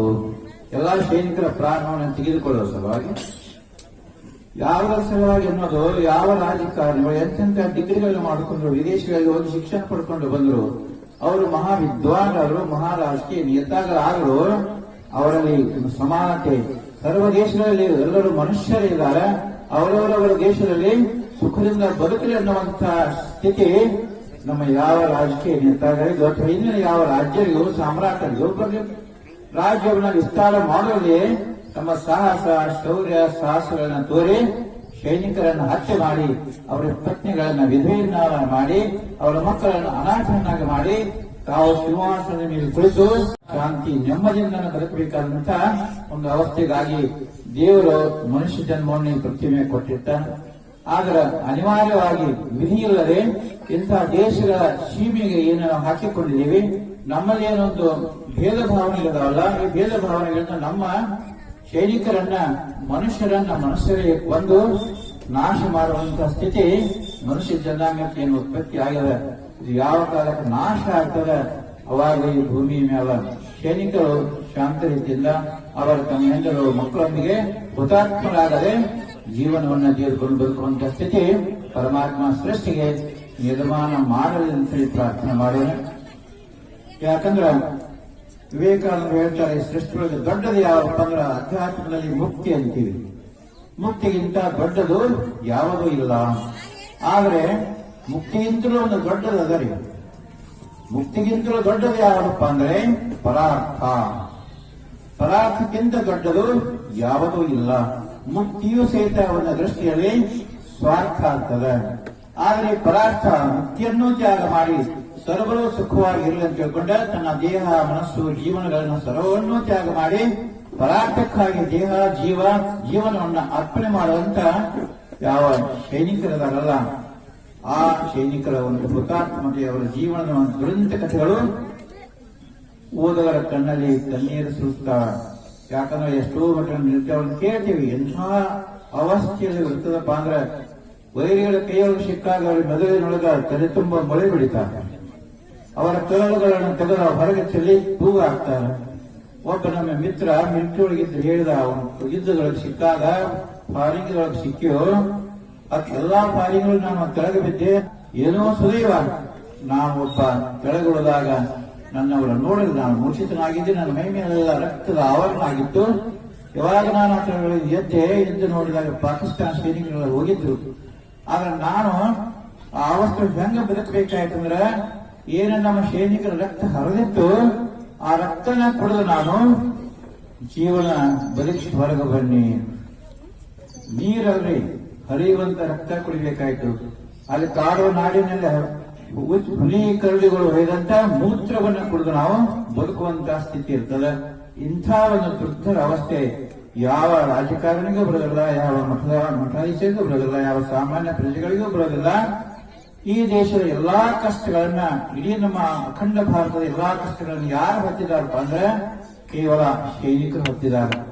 ಅವರ ಸೈನಿಕರ ಮಹಾ ಕಷ್ಟಗಳ ಮೇಲೆ ನಮ್ಮ ಅಖಂಡ ನೋಡಿ 160 ಕೋಟಿ ಜನರ ಎಲ್ಲಾ ಕಷ್ಟಗಳನ್ನು ಸಹಿತ ಸೈನಿಕರ ಪಾಲಿಗೆ ಅವರೇನು ಎಲ್ಲಾ ಕಷ್ಟಗಳನ್ನು ಅನುಭವಿಸಿ ಹುಟ್ಟಿ ಬಂದ ಜೀವನವನ್ನ ನಮ್ಮ ಸಲುವಾಗಿ ತ್ಯಾಗ ಮಾಡಿ ಅವರು ಇಂಥ ಒಂದು ಭಾರತ ದೇಶವನ್ನು ಸಂರಕ್ಷಣೆ ಮಾಡಿದ್ದಾರೆ. ಅಂತಹ ಸಂರಕ್ಷಣೆ ಮಾಡಿದ್ರೆ ನಮ್ಮ ಸಾಕಷ್ಟು ಜನರು ಇದ್ದಾರೆ, ಮಿಲಿಟರಿಯವರು ಹೋಗಿ ಬಂದಂತವರೆಲ್ಲ ಅವರೆಲ್ಲ ಅನುಭವದ ಅಂತಹ ಒಂದು ಅವಸ್ಥೆ ದೇಶಕ್ಕೆ ಬಂದದ್ದು ಅದು ಮಾನವ ಜನಾಂಗಕ್ಕೆ ಒಳ್ಳೆಯದು ಅಂತ ನಾನು ಎಂದೂ ತಿಳ್ಕೊಳ್ಳಬಹುದು. ಯಾವಾಗ ಎಲ್ಲಾ ದೇಶದವರು ಅವರಲ್ಲಿ ಒಂದು ನಾವು ಮನುಷ್ಯರೇ, ಇನ್ನೊಂದು ದೇಶದವರು ಮನುಷ್ಯರೇ, ನಾವು ಯಾವ ದೇಶದವರ ಮೇಲೆ ಆಕ್ರಮಣ ಮಾಡದೆ ಹುಟ್ಟಿದಂತ ನಮ್ಮ ನಾಡಿನಲ್ಲಿ ನಾವು ಸ್ವತಂತ್ರವಾಗಿದ್ದು ಯಾವ ದೇಶಗಳಿಗೆ ಆಕ್ರಮಣ ಯಾರು ನರಹತ್ಯೆ ಮಾಡದೆ ಬದುಕುವಂತ ಯಾವ ಒಂದು ಮಾನವತೆಯ ಉನ್ನತ ಸ್ಥಿತಿಯ ಒಂದು ರಾಜಕಾರಣ ಆಗಲಿ ಧರ್ಮ ಆಗಲಿ ಪ್ರಾಪ್ತ ಆಗ್ತಾರೆ. ಅವಾಗ ಈ ಸೃಷ್ಟಿ ದೇವಿ ಶಾಂತತೆಯಿಂದ ಬದುಕ್ತಾಳಂತೇಳಿ ಒಂದು ನನ್ನ ಅನಿಸಿಕೆ. ಅದು ನಮ್ಮ ತಿಳುವಳಿಕೆ, ಅದು ಒಂದು ತಪ್ಪು ಇರಬಹುದು, ಸರಿ ಇರಬಹುದು. ನಿಸರ್ಗದೊಳಗೆ ಯಾವುದು ಸತ್ಯ ಯಾವುದು ಪೂರ್ಣ ಸತ್ಯ ಅದು ಮನುಷ್ಯನ ಮೆದುಳಿಗೆ ಸರಿ ತೋರುವುದಿಲ್ಲ. ಈ ಅನಿಲ ಶಿಂಗಾಯಿ ಅವರು ಮಿಲಂಟಿಯೊಳಗೆ ನೋಡಿ ಅದೊಂದು ಹುತಾತ್ಮಳ ದಿವಸವನ್ನ ಸ್ಮರಣಾತ್ಮಕ ಆಚರಣೆ ಮಾಡಿ ಅವರ ಬಳಗದವರು ಒಂದಿನ ಇದು ಸಂತೋಷ ಅನ್ಬೇಕು ದುಃಖ ಅನ್ಬೇಕು ತಿಳಿದ್ರು. ಎರಡೂ ಕೂಡ ಕೂಡಿ ಒಂದೇ ಇದು. ಸಂತೋಷ ಅನ್ಬೇಕಾದ್ರೆ ಅವರು ಮೃತವಾದಂಥ ದಿನ, ದುಃಖ ಅನ್ಬೇಕಾದದ್ದಾದ್ರೆ ಅವರಿಗೆ ಸ್ಮರಣಾರ್ಥವಾಗಿ ದೇವರು ನಿರಂತರವಾಗಿ ಶಾಂತಿ ಅವರ ಪರಾರ್ಥ ಕಾರ್ಯಕ್ಕಾಗಿ ಅವರಿಗೆ ಪುನರ್ಜನ್ಮಗಳಲ್ಲಿ ಒಳ್ಳೆಯ ಜನ್ಮವನ್ನು ಕಟ್ಟ ಅವರನ್ನು ಸುಖಿ ಸಂತೋಷದಿಂದ ಮಾಡಲಿ ಅಂತೇಳಿ ಪ್ರಾರ್ಥಿಸಿ ಎರಡು ಮಾತುಗಳಿಗೆ ಮುಕ್ತಾಯ. ಯಾಕಂದ್ರೆ ಬಾಯಿ ಬದುಕಬೇಕಾದ ಹುಡುಗವ ಏನೋ ವೀರ ಮರಣವನ್ನು ಹೊಂದಿದ. ಅವ್ರ ತಂದೆಯವರು ಯಾವತ್ತೂ ನನಗೆ ಮಾತಾಡ್ತಿರ್ತಾರೆ, ನನ್ನ ಮಗ ಇರ್ಬೇಕಾಗಿತ್ರಿ ಅಂತ. ಅವಾಗ ನಾ ಯಾವತ್ತೂ ಹೇಳ್ತಿರ್ತೀನಿ, ನಿನ್ನ ಮಕ್ಕಳು ಬಂದು ಸಾವು ಎಲ್ಲಾ ಮಕ್ಕಳಿಗೆ ಬರಕ್ ಸಾಧ್ಯ ಇಲ್ಲಪ್ಪ ಅಂತ. ಸೈನ್ಯದಾಗ ತೀರ್ಕೊಳ್ಳೋ ವೀರ ಮರಣ ಹಾಕೋದ ಎಲ್ಲರಿಗೂ ಬರಂಗಿಲ್ಲ. ಮತ್ತೆ ಈ ಗುರುಗಳು ಹೇಳಿದ್ರಲ್ಲ, ಭಾರತ ಮಾತೆಯ ಧ್ವಜವನ್ನ ಮರಣ ಬಂದಾಗ ಅವ್ರ ಮೇಲೆ ಹಾಕ್ತಾರ. ನಾವು ಅಷ್ಟ ಸಮಾಜ ಸೇವೆ ಮಾಡ್ತೇವೆ, ಬಹಳಷ್ಟು ಕೆಲಸ ಮಾಡ್ತೇವೆ, ಬಹಳ ದೊಡ್ಡವರಾಗಿದ್ದೇವೆ, ಬಹಳ ಬೆಳಿತೇವೆ ಅಂದ್ರೆ ನಮಗ ಆ ಭಾಗ್ಯ ಸಿಗಂಗಿಲ್ಲ. ಸೈನಿಕರಿಗೆ ಮಾತ್ರ ಸಿಗ್ತಿತ್ತು. ಸೈನಿಕರು ಅನ್ನೋದಂದ್ರೆ ಬಹಳ ಪವಿತ್ರದ ಅದೊಂದು ಕೆಲಸ. ಒಂದು ಮಠದ ಸ್ವಾಮೀಜಿಗಳಿಗಿಂತ ಶ್ರೇಷ್ಠವಾದಂತ ಯಾವ್ದಾದ್ರೆ ಸೈನಿಕರ ಕೆಲಸ. ಅಂದ್ರೆ ನಾವು ಸಾಹಿತ್ಯವನ್ನು ಗೊತ್ತಿದ್ದಾಗೂ ಸೈನ್ಯ ಸೇರೋದ ಮತ್ತು ಸೈನ್ಯದಾಗ ಎದುರು ನಿಂತ್ಕೊಂಡು ಆಡ್ತಾನಂದ್ರೆ ಎದುರು ನಿಲ್ಬೇಕಂತ. ಇಲ್ಲಿ ಇರುವಂತ ಇಲ್ಲಿ ಏನೇ ಜಗಳ ಐತಿರ್ತಾಳಂದ್ರೆ ಒಂದ್ ಜರ ಏನ್ರ ಕೆಟ್ಟ ಐತಂದ್ರೆ ಸಮಾಜದಾಗ ಏನಾರ ಒಂದು ಕೆಲಸ ಬಡದಾಡೋದು ಐತಿ ಪಾತ್ರ ಕರೆದ್ರೆ ಬಡದಾಡೋದು ಮುಗಿಲಿ ಹಿಂದಿಂದ ನಾವ್ ಹೇಳ್ತೇವ್. ಏನ್ರ ತಿನ್ನೋದಿದ್ರೆ ನಾ ಖಾನಿಕೊಮ್ಮ ಲಗ್ನಿಕೊ ಬಡ ಭಯ ಅಂತ. ಸೈನ್ಯದ ಹಂಗಿಲ್ಲ, ಎಲ್ಲರೂ ಬಡ ಭಯ, ಎಲ್ಲರೂ ಅಡಸಕಬೇಕು, ಎಲ್ಲರೂ ನಿಲ್ಲಕ್ಕಬೇಕಂತ. ಯಾರ ಸರಣಿ ಬರ್ತೈತ ಅವ್ರ ಮುಂದೋಗಿ ಬಂದೂಕೊಂಡು ನಿಲ್ಬೇಕಾಗ್ತೈತಿ. ಅಂತ ಸೈನ್ಯದಾಗಿರೋ ವೀರ ಮರಣ ಹೊತ್ತಿದ ಅನಿಲ್ ನಮಗೆಲ್ಲರಿಗೂ ಆದರ್ಶ ಪ್ರಾಯ ಆಗಿದ್ದಾನೆ. ಯಾಕಂದ್ರೆ ಸೈನಿಕ ಹೋಗ್ಬೇಕಾದ್ರೆ ವೀರ ಸೈನಿಕರಿಗೆ ಎಷ್ಟು ಗೌರವ ಸಿಗ್ತೈತಿ ಅನ್ನೋದಂದ್ರೆ ಯಾವತ್ತೂ ಇರ್ತೈತೆ ಗೌರವ, ಒಂದೇ ದಿವಸಕ್ಕಲ್ಲ. ಎಲ್ಲರೂ ಎಷ್ಟೋ ಸಾವಿರಾರು ಕಾರ್ಯಕ್ರಮಗಳು ಸ್ವಾಮೀಜಿಗಳು ಮಾಡ್ತಾರೆ, ಸಾವಿರಾರು ಕಾರ್ಯಕ್ರಮ ದೇಶದೊಳಗೆ ಎಲ್ಲಾ ಕಡೆ ಮಾಡ್ತಾರೆ. ಆದ್ರೆ ಎಲ್ಲರೂ ಒಂದು ಸಲ್ಯೂಟ್ ಕೊಡ್ತಾರೆ. ಯಾರಿಗಂದ್ರೆ ವೀರ ಮರಣ ಹೊತ್ತಿದ ಸೈನಿಕರಿಗೆ. ಅದು ನಾವೆಲ್ಲ ಸತ್ರ ಸಾಧ್ಯ ಇಲ್ಲ. ಅದಕ್ಕೆ ಸೈನಿಕರಿಗೆ ಅಂತ ಗೌರವ ಐತಿ. ಅಂತ ಗೌರವದರೊಳಗ ಅನಿಲ ಪಾತ್ರ ಆಗಿದೆ ಅನ್ನೋ ನಮ್ಗೆಲ್ಲ ಹೆಮ್ಮೆ ಐತಿ. ತೀರ್ಕೊಂಡ ಅನ್ನೋದು ಕಷ್ಟ ತಾಯಿ ತಂದಿಗೆ ಇರ್ಬೇಕು. ಅವಾಗ ನಾ ಮಾತಾಡ್ಸಕ್ ಬಂದಾಗ ಮಣ್ ಕೊಡಕ್ ಬಂದಾಗ ಶಿವಾಜಿಗೆ ಅದನ್ನ ಹೇಳ್ತಿದ್ನ, ಇನ್ನ ಇಲ್ಲಿ ತನಕ ನಿನ್ ಮಗ ಓದ್ತಿದ್ದಪ್ಪ, ಈಗ ಊರು ಸೈನಿಕರೆಲ್ಲ ನಿನ್ ಮಕ್ಕಳಾಗಿ ಕೆಲಸ ಮಾಡ್ತಾರೋ, ನೀ ಹಂಗಬೇಡ ನಿನ್ ಮಗ ತೀರ್ಕೊಂಡ್ ಆಗ್ತಾಳೆ ಅಂತ. ಅದಕ್ಕೆ ಊರಿನ ಎಲ್ಲರೂ ಅವ್ರ ಜೊತೆ ಇರ್ತಾರೆ. ಅವ್ರೆಲ್ಲರಿಗೂ ಸಂತಾನ ಹೇಳ್ತಾರೆ. ಈಗ ಮಿಲಿಟರಿ ಎಷ್ಟು ಮಂದಿ ಬಂದಾರ, ರಿಟೈರ್ಡ್ ಬಂದರು, ಮಿಲಿಟರಿ ಇದ್ದವ್ರು ಬಂದರು. ಅದಕ್ಕೆ ಶಿವಾಜಿಗೆ ಹೇಳ್ತೇನೆ, ನಿನ್ನ ಮಗ ತೀರ್ಕೊಂಡಿಲ್ಲ, ಅವ ಅಮರದಾನ, ಯಾವತ್ತು ಜೀವ ನಿನ್ನ ಜೊತೆ ಕೆಲಸ ಮಾಡ್ತಾನೋ. ಅದಕ್ಕೆ ಅವನ ದುಃಖ ನಿನ್ನ ಮಕ್ಕಳು ಸಿಕ್ಕಂತ ಸಾವು ಯಾರು ಸಿಗಂಗಿಲ್ಲ. ಅದಕ್ಕೆ ವೀರ ಮರಣ ಹೊಂದಿದ. ಅದಕ್ಕೆ ಭಗವಂತ ಆ ವೀರ ಮರಣ ಹೊಂದಿದಂತ ಕುಟುಂಬ ತಾಯಿ ತಂದೆ ತಮ್ಮ ಏನು ಅವ್ರ ಓದನೆಯೊಳಗೆ ಇರ್ತೇವೆ. ನೀವ ಈ ದುಃಖದ ಹಿಂದ ನಾವೆಲ್ಲರೂ ಭಾಗಿದೇವು. ನಿಮ್ ಜೊತೆ ನಾವೆಲ್ಲರೂ ಹೇಳ್ತೇವೆ, ನಾವೆಲ್ಲರೂ ಯಾವಾಗ ಕರಿತೀವಿ ನಿಮ್ಮ ಜೊತೆ ಬರಕ್ ತಯಾರಿದೇವತೆ ಹೇಳಿದೇವು ನಾವು. ಮತ್ತೆ ಅದನ್ನ ಯಾವತ್ತೂ ನಡೆಸಿಕೊಡ್ತೇವೆ. ನಮ್ಗೆ ಅಷ್ಟೇ ಸಾಧ್ಯ. ಆದ್ರೆ ನಾವ್ಯಾರಿಗೂ ಹೋಗಿ ಯುದ್ಧ ಮಾಡಕ್ಕ ಮತ್ತೆ ಅಲ್ಲಿ ಎಲ್ಲಕ್ಕ ನಮಗ ಅವಕಾಶ ಇಲ್ಲ. ಆದ್ರೆ ನಿನಗೇನ್ ಆಗತ್ತ ಅದ್ರೊಳಗೆ ಕರೋಶಿ ಭಾಗದ ಏನ್ ನಾವು ಈ ಭಾಗದವ್ರು ಅದೇವಿ, ಎಲ್ಲರೂ ನಿನ್ನ ಜೊತೆ ಯಾವತ್ತೂ ಇರ್ತೇವೆ ಅಂತೇಳಿ ಆಗೂ ಹೇಳಿದೀನಿ ಮತ್ತೆ ಈಗೂ ಹೇಳ್ತೇವೆ ಅಂತ ಹೇಳಿ 2 ಮಾತು ಹಂಚ್ಕೊಳಕ್ ಅನುವು ಮಾಡಿಕೊಟ್ಟಂತ ಎಲ್ಲರಿಗೂ ಒಂದಿಷ್ಟು 2 ಮಾತು ವಿವರಣೆ ಕೊಡ್ತೀನಿ. ಜೈ ಹಿಂದ್, ಜೈ ಕರ್ನಾಟಕ. ಕಾರಣೀಭೂತರು ಅನ್ನಿಸಾರಂತ ಯೋಧರು. ಇವತ್ತ ಯೋಧರ ನಮ್ಮ ಭಾರತ ದೇಶದಲ್ಲಿ ಧೈರ್ಯಶಾಲಿಯಾಗಿ ನಿಂತು ನಮ್ಮ ಭಾರತ ಗಡಿಯಲ್ಲಿ ಸೇವೆ ಸಲ್ಲಿಸಲಿದ್ರ ಇವತ್ತಿನ ದಿವಸ ನಾವು ಯಾರು ಜೀವಂತ ಇರ್ತಿರ್ಕಿಲ್ಲ. ಅದಕ್ಕ ಎಲ್ಲ ನನ್ನ ಯೋಧರಿಗೆ ಮತ್ತೊಮ್ಮೆ ನನ್ನ ಹೃದಯಪೂರ್ವಕವಾಗಿ ಧನ್ಯವಾದ ಹೇಳಕ್ ಇಷ್ಟಪಡ್ತೇನೆ. ಅದೇ ರೀತಿ ಈ ಭಾಗದಲ್ಲಿ ಅನೇಕ ಒಂದು ಸೇವೆ ಸಲ್ಲಿಸಿ ಬಂದಂತ ಯೋಧರಿದ್ದಾರೆ. ಅವರು ಕೇಳಬೇಕಾದ್ರೆ ನೀವು ಅಲ್ಲಿ ಎಷ್ಟು ಕಷ್ಟ ಐತೆ ಅನ್ನೋದ ಅವ್ರು ಹೇಳ್ತಾರೆ. ಅವ್ರ ಕಡೆ ನಾವು ತಿಳ್ಕೊಬೇಕಾಗ್ತದೆ. ಯಾಕಂದ್ರೆ ಮೊನ್ನೆ ಈ ಕಾರ್ಯಕ್ರಮ ನಮ್ಮ ತಂದೆಯವರು ಬರಬೇಕಾಗಿತ್ತು. ಮೊದಲಿಗೆ ಸಿಂಗಾಯಿ ಸಭೆಯಲ್ಲಿ ಮೊದಲ ಕ್ಷಮಕ್ಕೆ ಅಥವಾ ಅವರ ಅನುಪಸ್ಥಿತಿಯಲ್ಲಿ ಇವತ್ತಿನ ದಿವಸ ನಾನು ಬಂದೇನೆ. ಮೊನ್ನೆ ನಮ್ಮ ತಂದೆಯವರು ಲೈ ಲಡಾಖ್ ಹೋಗಿದ್ರು. ಲೈ ಲಡಾಖ್ ಹೋಗ್ಬಿಟ್ಟು ಅಲ್ಲಿಂದ ಪಾಕಿಸ್ತಾನ ಬಾರ್ಡರ್ 60 ಕಿಲೋಮೀಟರ್. ಒಂದ್ ದಿವಸ ಇಡೀ ಒಂದ್ ದಿವಸ ಫಾರೆಸ್ಟ್ ಏರಿಯಾದಲ್ಲಿ ಇವರಿಗೆ ಹಾಲ್ಟಿಂಗ್ ಮಾಡಕ್ಕೆ ವ್ಯವಸ್ಥೆ ಮಾಡಿಕೊಟ್ಟಿದ್ರು. ಅಲ್ಲಿ ನೋಡ್ಕೊಂಡು ಬಂದಿದ್ರು ತಂದೆಯವರು. ಬಂದ ಕೂಡಲೇನ 1 ತಾಸು ಬರೀ ಬೇರೆದೇನು ಚರ್ಚೆ ಮಾಡಿದ್ರು, ಬರೀ ಯೋಧರು ಬಂದಲ್ಲಿ ಚರ್ಚೆ ಮಾಡಿದ್ವಿ ನಾವು. ಯಾಕಂದ್ರ ಅಲ್ಲಿ ಯೋಧರು ಏನು ಕಷ್ಟ ಪಡ್ತಾರೋ ಅವ್ರು ಏನು ಪರಿಸ್ಥಿತಿ ಎಷ್ಟು ತ್ರಾಸ ಐತೆ ಅನ್ನೋದ ಕಣ್ಣಾರೆ ನೋಡಿ ಬಂದ್ರು ನಮ್ಮ ತಂದೆಯವರು. ಇಲ್ಲಿ ನಮ್ಮ ಬಂದು ಹಂಚ್ಕೊಂಡ್ರು. ಯಾಕಂದ್ರ ಯೋಧರು ಅವರಲ್ಲಿ ಇರುವಂತ ತ್ರಾಸ ಯಾರಿಗೂ ಬರಬಾರದು. ಆ ತ್ರಾಸಗಳನ್ನು ತಮ್ಮ ಕುಟುಂಬವನ್ನ, ತಮ್ಮ ಹೆಂಡ್ರ ಮಕ್ಕಳನ್ನ, ತಾಯಿ ತಂದೆಯನ್ನ, ಇಡೀ ನಮ್ಮ ಭಾರತ ದೇಶ ಎಲ್ಲಾರನ್ನೂ ಬಿಟ್ಟ ಜೀವನ ಹಂಗನ ತರದ ಹೋರಾಟಕ್ಕೆ ನಿಂತಾರಲ್ಲ ಅಂತವ್ರಿಗೆ ಇನ್ನೂ ಆ ದೇವರ ಆರೋಗ್ಯ ಐಶ್ವರ್ಯ ಸಂಪತ್ತು ಕೊಟ್ಟು ಕಾಪಾಡಿ ಸಿಂಗಾಯಿ ಸರ್ ಅವ್ರಿಗೆ ಇನ್ನೂ ಅವ್ರಿಗೆ ದುಃಖ ಭರಿಸುವಂತ ಶಕ್ತಿ ಆ ಭಗವಂತ ಕೂಡಲಿ ಅಂತ ಹೇಳ್ತಾ ಇಲ್ಲಿ ಕೂಡಲಿ ಅಂತ ಎಲ್ಲಾ ನನ್ನ ಹುಡುಗಿಯರಿಗೂ, ತಾಯಿ ತಂದೆಗೂ, ಹಾಗೂ ಪೂಜೆರಿಗೂ ನನ್ನ ಅನಂತ ಪೂಜೆ ನಾನು ಸಲ್ಲಿಸಿ ಹುಟ್ಟು ಯಾವಾಗ ಹಾಕಿದ್ದೆ ಯಾರಿಗೂ ಗೊತ್ತಿರೋದಿಲ್ಲ, ಸಾವು ಯಾವಾಗ ಬರ್ತಿದ್ದೆ ಯಾರಿಗೂ ಗೊತ್ತಿರೋದಿಲ್ಲ. ಆ ಮಧ್ಯೆ ಅಂದ್ರೆ ನಾವೊಂದು ನಾಟಕ ಕಂಪನಿ ಮಾಡಿದ್ವಿ. ಹುಟ್ಟು ಸಾವಿನ ನಡುವೆ ಯಾರು ಬದುಕಿನಾಗ 4 ಒಳ್ಳೆ ಕೆಲಸ ಮಾಡ್ತಾರೋ ಅವ ನಿಜವಾದ ಸೈನಿಕ, ನಿಜವಾದ ದೇಶಭಕ್ತ ನಾವು ಹೇಳ್ಬೇಕಾಗ್ತದೆ. ಯಾಕಂದ್ರೆ ಎಲ್ಲಾರು ಬಿಟ್ರು ಎಲ್ಲರಿಗೂ ಒಳ್ಳೇದ್ ಮಾಡಕ್ ಆಗುದಿಲ್ಲ. ಯಾರು ಇರ್ತಾರ ತಮ್ಮ ಪಾಲಿಗೆ ತಾವು ಇರ್ತಾರೋ, ಆದ್ರೆ ದೇಶಕ್ಕಾಗಿ ತ್ಯಾಗ ಮಾಡಿದವ್ರ ಮಂದಿ ಬಹಳ ಕಡಿಮೆ ಇರ್ತಾರೆ. ಆ ನಿಟ್ಟಿನ್ಯಾಗ ಅನಿಲ್ ಏನೈತಿ ತನ್ನ ವಿಧಿ ಎಳೆ ವಯಸ್ಸಿನಲ್ಲಿ 23-24 ವಯಸ್ಸಿನಾಗ ಅರ್ಮಿಗೆ ಸೆಲೆಕ್ಟ್ ಆಗಿ 1 ವರ್ಷ 15 ತಿಂಗಳೊಳಗೆ ಮತ್ತೆ ಅಘಾತ ಸುದ್ದಿ ಕೇಳೋದಂದ್ರೆ ಅವ್ರ ಮನ್ಯಾಗ ಎತ್ತರ ಒಂದ್ ರೈತರು ದುಡಿಯೋ ಸತ್ತಂದ್ರೆ ಹಂಗಾಗ್ತದೆ. ಹಂಗಾಯ್ತು ಅವ್ನ ಶಿವಾಜಿ ಪರಿಸ್ಥಿತಿ.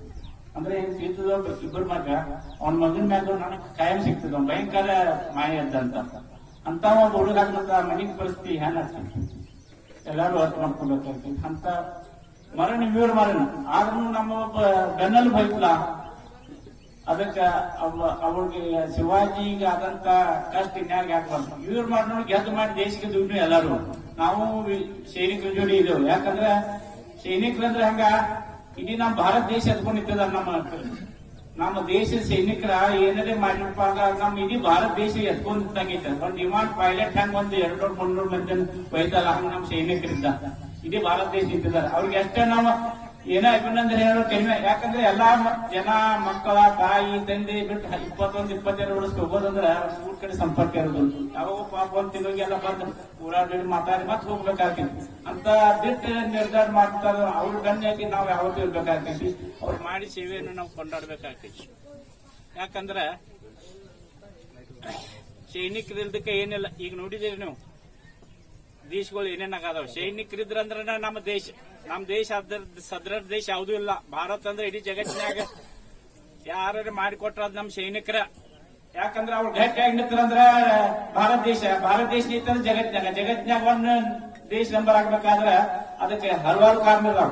ಸನ್ಮಾನ ಮೋದಿ ಅವರು ತೆಗೆದುಕೊಂಡಂತ ಒಂದು ಸೈನಿಕರ ಬಗ್ಗೆ ನಿರ್ಧಾರನು ಅದು ಬಹಳ ಒಂದು ಒಳ್ಳೆಯದು. ಮೊದಲೇ ಅಷ್ಟೇ ಅನುಕೂಲ ಆಗಿದ್ದು. ಸೈನಿಕರು ಏನೈತಿ ನಾನಾ ಬಗ್ಗೆ ಅನುಕೂಲ ಮಾಡಿ ಅವ್ರಿಗೆ ಅಗದಿ ಫೋರ್ಸ್ ಕೊಟ್ಟು ಕೇಸಿಂದ ಸೈನಿಕರು ಮೊದಲ ಅಂತ ಇದ್ದ ದೇಶ ಅನ್ನೋ ಲೆಕ್ಕನಾಗ ಮೋದಿ ಅವರು ಮಾಡಿದಾರು. ಅದಕ್ಕೆ ಸೈನಿಕರಿಗೆ ನಾ ಒಂದು ಅಭಿನಂದನೆ ಸಲ್ಲಿಸ್ತೀನಿ. ನೀವೇನು ಎಲ್ಲಾರು ಸೈನಿಕರು ಮಿಲಿಟರಿ ಅವ್ರಿಗೆ ಮಾಡಿ ಬಂದೆ, ನಿಮ್ಮ ಅನುಭವ ನಿಮ್ಮ ತ್ರಾಸ ನಮಗ್ ಗೊತ್ತದ ಹೇಳ್ತಿರ್ತಾರೆ ಎಲ್ಲರೂ. ಆದ್ರೂ ನೀವು ಗೈಡ್ ನಾವು ಯಾಕೆ 20-25 ವರ್ಷ ಎಲ್ಲಾರು ಹೋಗಿ ಒಂದು ದೇಶ ಕಾಯ್ದು ಅದೇನು ಸಣ್ಣ ಮಾತಲ್ಲ.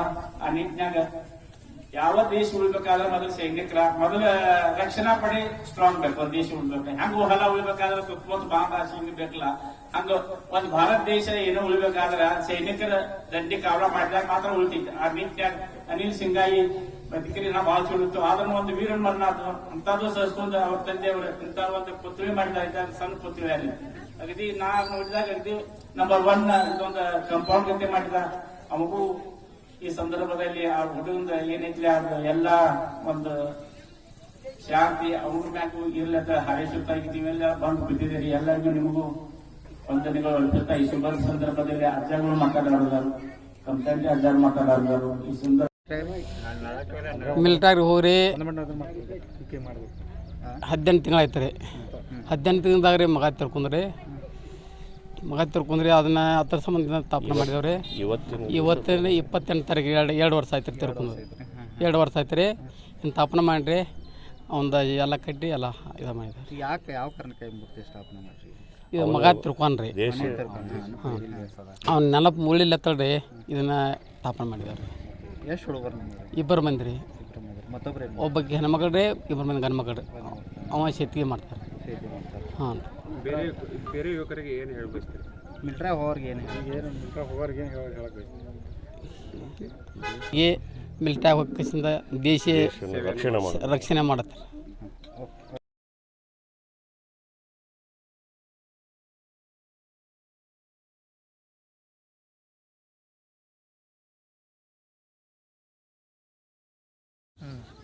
ಇವತ್ತು ಕರೋಶಿ ಗ್ರಾಮದಲ್ಲಿ ಅನಿಲ್ ಶಿವಾಜಿ ಶಿಂಗಾಯಿ ಅವರ ಮೂರ್ತಿ ಪ್ರತಿಷ್ಠಾಪನೆ ಮಾಡಲಾಗಿದೆ.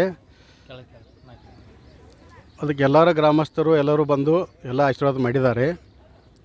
ಅವರು ದೇಶ ಸೇವೆಯಲ್ಲಿ ಅವರು ಏನೋ ಒಂದು ಆಘಾತದಲ್ಲಿ ಹುತಾತ್ಮರಾಗಿದ್ದಾರೆ. ಅವರಿಗೆಲ್ಲರೂ ನಾವು ಚಿರಋಣಿಯಾಗಿದ್ದೀವಿ. ಮತ್ತು ಅವ್ರ ಕಾರ್ಯಕ್ರಮವನ್ನು ಎಲ್ಲ ಗ್ರಾಮಸ್ಥರು ಕೂಡಿ ಎಲ್ಲ ಒಳ್ಳೆಯ ಕಾರ್ಯಕ್ರಮ ಮಾಡಿದ್ದೀವಿ. ಮತ್ತು ಎಲ್ಲರಿಗೂ ನಾವು ಧನ್ಯವಾದನ ಹೇಳ್ತೀವಿ. ಇದೊಂದು ದೇಶ ಸೇವೆ ಮಾಡೋ ಒಂದು ಎಲ್ಲರೂ ಒಂದು ಭಾರತ ಮಾತೆಗೆ ಒಂದು ಹಿಂಗಂತ ಎಲ್ಲರೂ ಆಗಲಿ ಒಳ್ಳೆಯ ಹೆಂಗೆ ವ್ಯವಸ್ಥೆ ಆಗಲಿ ಅಂತ ನಾವೊಂದು ಉದ್ದೇಶ ಹೇಳ್ತೀನಿ.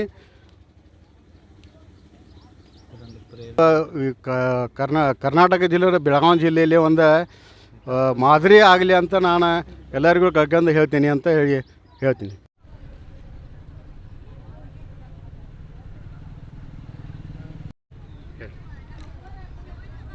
ಹುತಾತ್ಮ ವೀರಯೋಧ ಅನಿಲ್ ಶಿವಾಜಿ ಸಿಂಗಾಯಿ ಅವರು ಹುತಾತ್ಮರಾಗಿ ಇವತ್ತಿಗೆ 2 ವರ್ಷ ಕಳೆದರು. ಹಾಗಾಗಿ ನಮ್ಮ ಸಮಾಜಕ್ಕಾಗಲಿ ನಮ್ಮ ಗ್ರಾಮಕ್ಕಾಗಲಿ ತುಂಬ ದುಃಖವನ್ನುಂಟು ಮಾಡಿದೆ. ಇವತ್ತು ಅನಿಲ್ ಶಿವಾಜಿ ಸಿಂಗಾಯಿ ಅವರ ಸ್ಮಾರಕ ಪ್ರತಿಷ್ಠಾಪನಾ ಸಮಾರಂಭ ಕಾರ್ಯಕ್ರಮ. ಅನಿಲ್ ಶಿವಾಜಿ ಶಿಂಗಾಯಿ ಅವರು ಕಳೆದ 2 ವರ್ಷದ ಹಿಂದೆ ಹುತಾತ್ಮರಾಗಿದ್ದರು. ಅವರ ಒಂದು ಸವಿ ನೆನಪಿಗೆ ಅವರ ಮನೆಯವ್ರದ್ದೊಂದು ಕೂಡ ಆಸೆ ಇತ್ತು. ಏನಪ್ಪ ಅಂತಂತಂದ್ರೆ ಅವರ ನೆನಪು ಸದಾಕಾಲ ಉಳಿಬೇಕು ಅಂತ ಎಷ್ಟೇ ಇದಾದ್ರೂ ನಾವು ಅದಕ್ಕಾಗಿ ಒಂದು ಅವರ ಮೂರ್ತಿಯನ್ನು ರಾಜಸ್ಥಾನದಿಂದ ಮೂರ್ತಿಯನ್ನು ತಂದ್ವಿ. ಮಂದಿರವನ್ನು ರಾಜಸ್ಥಾನದಿಂದ ನಾವು ಅದನ್ನು ತಂದಿದ್ದೀವಿ. ಇಲ್ಲಿ ಲೋಕಲ್ ಯಾವುದೂ ಮಾಡಿಲ್ಲ. ರಾಜಸ್ಥಾನದಿಂದ ತಂದು ಒಂದು ಕನಿಷ್ಠ ನಾನು ಅನಿಸೋ ಮಟ್ಟಿಗೆ ಒಂದು 14ರಿಂದ 15 ಲಕ್ಷ ರೂಪಾಯಿನೋ ವೆಚ್ಚವನ್ನು ಮಾಡಿ ಅವರ ನೆನಪನ್ನು ಸದಾಕಾಲ ಉಳಿಯೋ ಒಂದು ವ್ಯವಸ್ಥೆಯನ್ನು ಅವರು ಮನೆಯವರ ಸಹಕಾರದಿಂದ ಅವರ ಎಲ್ಲರ ಸಹಕಾರದಿಂದ ಇದು ಒಂದು ಕಾರ್ಯಕ್ರಮ ಆಗಿದೆ. ಹಾಗೆ ಈ ಒಂದು ಕಾರ್ಯಕ್ರಮವನ್ನು ಎಲ್ಲರೂ ಗ್ರಾಮಸ್ಥರು ಕೂಡ ಇದಕ್ಕೆ ಸಹಕರಿಸಿ ಈ ಕಾರ್ಯಕ್ರಮವನ್ನು ಒಂದು ಭವ್ಯವಾದ ಕಾರ್ಯಕ್ರಮವನ್ನು ಕೂಡ ಮಾಡಿದರು. ಎಲ್ಲರೂ ಇದಕ್ಕೆ ಸಹಕಾರವನ್ನು ಕೊಟ್ಟಿದ್ದಾರೆ. ಆಮೇಲೆ ಇದೊಂದು ಪ್ರೇರಣೆ ಆಗಬೇಕು. ಇದು ಮುಂಬರುವ ಬರ್ತಿಯಾಕಂಥ ಪೀಳಿಗೆಗೆ ಈ ಯೋಧರ ಇದು ಪ್ರೇರಣೆ ಆಗಬೇಕು ಅಂತಕ್ಕಂಥ ಒಂದು ಮಾತನ್ನು ನಾನು ಇವತ್ತೇ ಹೇಳಕ್ಕೆ ಬಯಸ್ತೀನಿ. ಇದನ್ನು ನೋಡಿ ಒಂದು 4 ಜನ ಯುವಕರು ಪ್ರೇರಣೆ ಆಗಿ ದೇಶ ಸೇವೆಗಾಗಿ ಅವರು ಮುಂದೆ ಬರಬೇಕು ಅಂತಕ್ಕಂಥ ಮಾತು ನಾನು ಇವತ್ತು ಹೇಳಕ್ಕೆ ಬಯಸ್ತೀನಿ. ವಂದನೆಗಳು. ಈಗ ಅಗ್ನಿಪಥ್ ಮಾಡಿದಾರೆ ಅಂತೇಳಿ ಕೆಲವೊಂದು ಯುವಕರಲ್ಲಿ ಮನಸ್ತಾಪಗಳಾಗಿದ್ದಾವೆ. ಹಾಗೇನು ತಿಳ್ಕೊಬೇಡ್ರಿ. ಎಲ್ಲ ಆರ್ಮಿ ಎಲ್ಲ ಒಂದೇ. ಅಗ್ನಿಪಥ್ ಮಾಡಲಿ ಅಥವಾ ನಾವು ಫುಲ್ ಸರ್ವಿಸ್ ಮಾಡಿ ಬರಲಿ, ಹಾಗೇನು ಮನುಷ್ಯನಾಗ ಯಾವುದೇ ರೀತಿ ಭಾವನೆಗಳು ಇಟ್ಕೊಳಕ್ಕೆ ಹೋಗ್ಬೇಡ್ರಿ. ಇವತ್ತು ಅನಿಲ್ ಶಿಂಗಾಯಿ ಅವರ ನಮ್ಮನ್ನು ಬಿಟ್ಟು ಹುತಾತ್ಮರಾಗಿ ಮ್ಯಾಲೆ ಹೋಗಿದರು. ನಮಗೆ ಭಾಳ ದುಃಖ ಐತಿ. ಯಾಕಂದ್ರೆ ನಾವು ಅದೇ ಫೀಲ್ಡ್ದಾಗ 17 ವರ್ಷ ನಮ್ಮ ಜೀವನ ಪೂರ್ತಿ ಅಲ್ಲೇ ತೆಗೆದು ಇವತ್ತು ಬಂದೆವು. ಬಟ್ ನಮ್ಮನ್ನು ಬಿಟ್ಟು ಹೋಗಿದಾರು. ಅದು ಪ್ರಕೃತಿ ನಿಯಮ, ದೇವ್ರು ನಮ್ಮ ಹನಿ ಬರ ಏನು ಬರ್ತದೆ ಅದು ಆಗಲೇಬೇಕು. ಆದ್ರೆ ಅವ್ರು ಆಗಿದಾರನು ನಮಗೆ ದುಃಖ ಎಷ್ಟೈತಿ ಅಷ್ಟೇ ನಮಗೆ ಸಂತೋಷ. ಏನಂದ್ರೆ ನಮ್ಮ ಊರವ ಇಂಥ ಒಬ್ಬ ದೇಶ ಸೇವೆ ಮಾಡಿ ಹೋಗಿದ ಅಂಥೇಳಿ ಒಂದು ಸಂತೋಷ ಐತಿ. ಯಾಕಂದ್ರೆ ನಮ್ಮ ಊರವ ಎಷ್ಟೋ ಅದ್ರವ ನಮ್ಮ ಊರಿನ ಪ್ರತಿಯೊಬ್ಬ ನಾಗರಿಕರು, ಎಲ್ಲ ಗಣ್ಯಮಾನ್ಯ ವ್ಯಕ್ತಿಗಳ, ಆಮೇಲೆ ಗುರು ಹಿರಿಯರ, ಆಮೇಲೆ ನಮ್ಮ ಕ್ಯಾರೆ ಅಜ್ಜಗಳಾಗಲಿ, ಎಲ್ಲ ಮಠಾಧೀಶರಾಗಲಿ ಎಲ್ಲರೂ ಬಂದು ಇಲ್ಲಿ ಭಾಳ ಒಳ್ಳೆಯ ರೀತಿಯಾಗಿ ಸಹಕಾರ ಮಾಡ್ರು. ಎಲ್ಲರಿಗೂ ನಮ್ಮ ಕರೋಶಿ ಊರಿನ ಎಕ್ಸ್ ಸರ್ವಿಸ್ ಎಲ್ಲ ನಮ್ಮ ಗೆಳೆಯರಿಂದ ಅವ್ರಿಗೆ ನಾವು ಧನ್ಯವಾದಗಳನ್ನ ಹೇಳೋಕ್ಕೆ ಇಷ್ಟಪಡ್ತೀವಿ. ಇವತ್ತಿನ ದಿವಸ ಅನಿಲ್ ಶಿವಾಜಿ ಶಿಂಗಾಯಿ ಇವರ ಪುತ್ಥಳಿ ಅನಾವರಣದಲ್ಲಿ ಅನಾವರಣ ಮಾಡಲಾಗಿದೆ. ಇವರು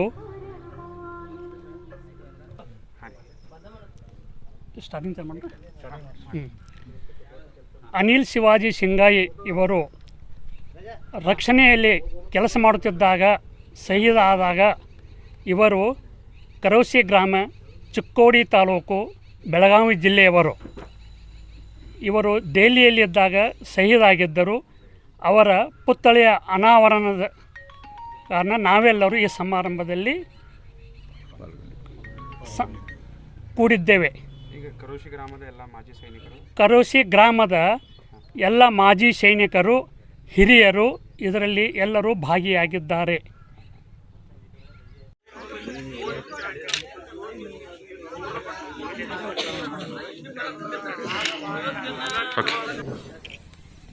ಓಕೆ, ತಮಗೊಂದು ಕಥೆ ಹೇಳ್ತೀನಿ.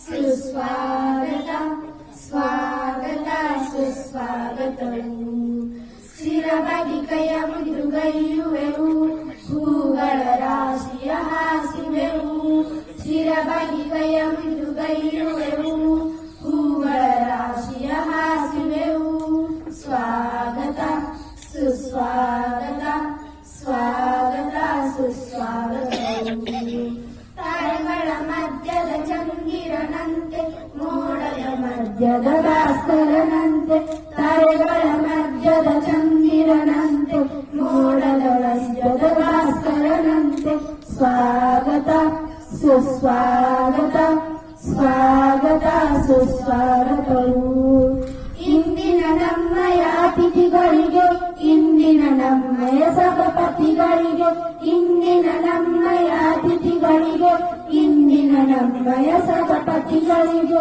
ಸ್ವಾಗತ ಸುಸ್ವಾಗತ ಪ್ರೇಮಿಗಳಿಗೆ ಸ್ಥಳೀಯ ಶೋಭಿತ ಕನ್ಯಮಾನ್ಯರಿಗೆ ನಗುಮುಖದ ವಿದ್ಯಾ ಪ್ರೇಮಿಗಳಿಗೆ ಸ್ವಾಗತ ಸುಸ್ವಾಗತ ಸ್ವಾಗತ ಸುಸ್ವಾಗತವು.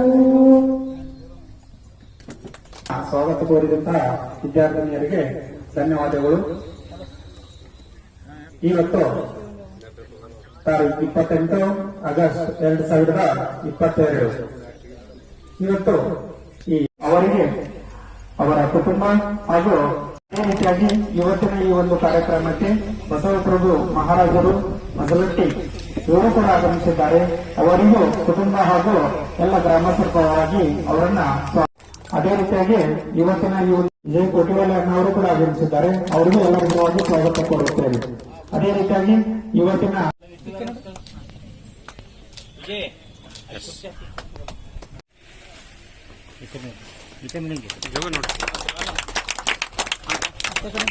ಮಹಾರಾಜರಿಗೆ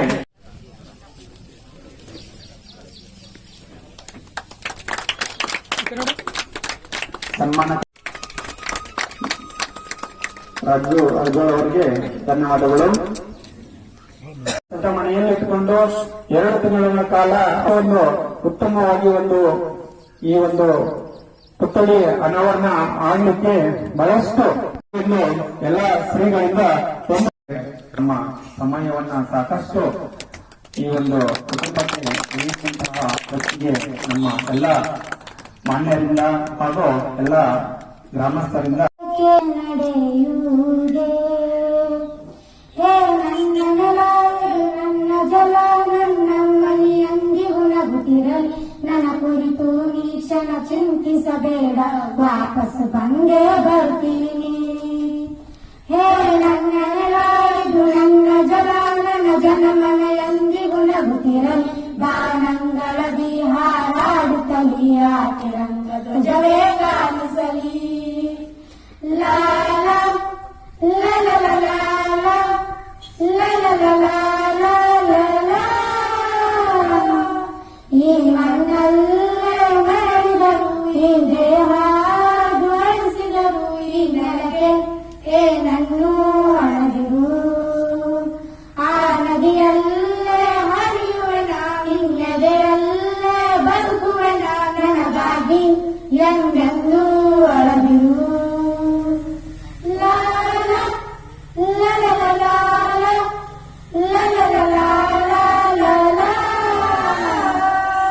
ಹೇ ಅಂಜದಿರು ನೀ ಅಡುಕದಿರು ಕೈ ತುತ್ತಿನ ಬಲವು ಜೊತೆಯಲಿದೆ ಆ ವೈರಿಗಳ ತಲೆ ಉರುಳಿಸಲು ನನ್ನ ಕತ್ತಿಯು ಕಾದು ಕಾಯುತ್ತಿದೆ ಹೇ ಅಂಜದಿರು ನೀ ಅಡುಕದಿರು ರಣಕಣದಲ್ಲಿ ಎಂದಿಗೂ ಭಾರತವೇ ಜಯವಾಗಿರಲಿ ಹಿಮ ಪರ್ವದಲ್ಲಿ ಜನಗಣಮನ ಹಾಡೇ ಕಂಪಿಸಲಿ ಲಾ ಲಾ ಲಾ ಲಾ ಲಾ ಲಾ ಲಾ ಲಾ ಲಾ ಲಾ ಲಾ.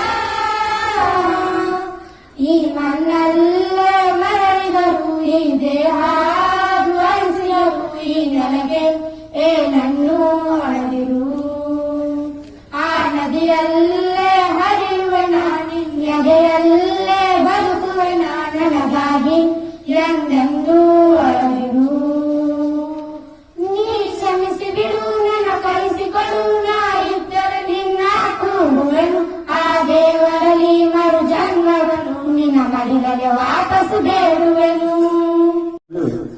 ಬೇಡಿಕೊಳ್ಳೋಣ ಅಂತ ಹೇಳಿದ ಎಷ್ಟು ಕಷ್ಟಪಡ್ತಾರೆ ಅನ್ನೋದನ್ನ ಹೇಳಿಕೊಟ್ಟಂತಹ ಅರುಣಣ್ಣ ಅವರಿಗೆ ಧನ್ಯವಾದಗಳು.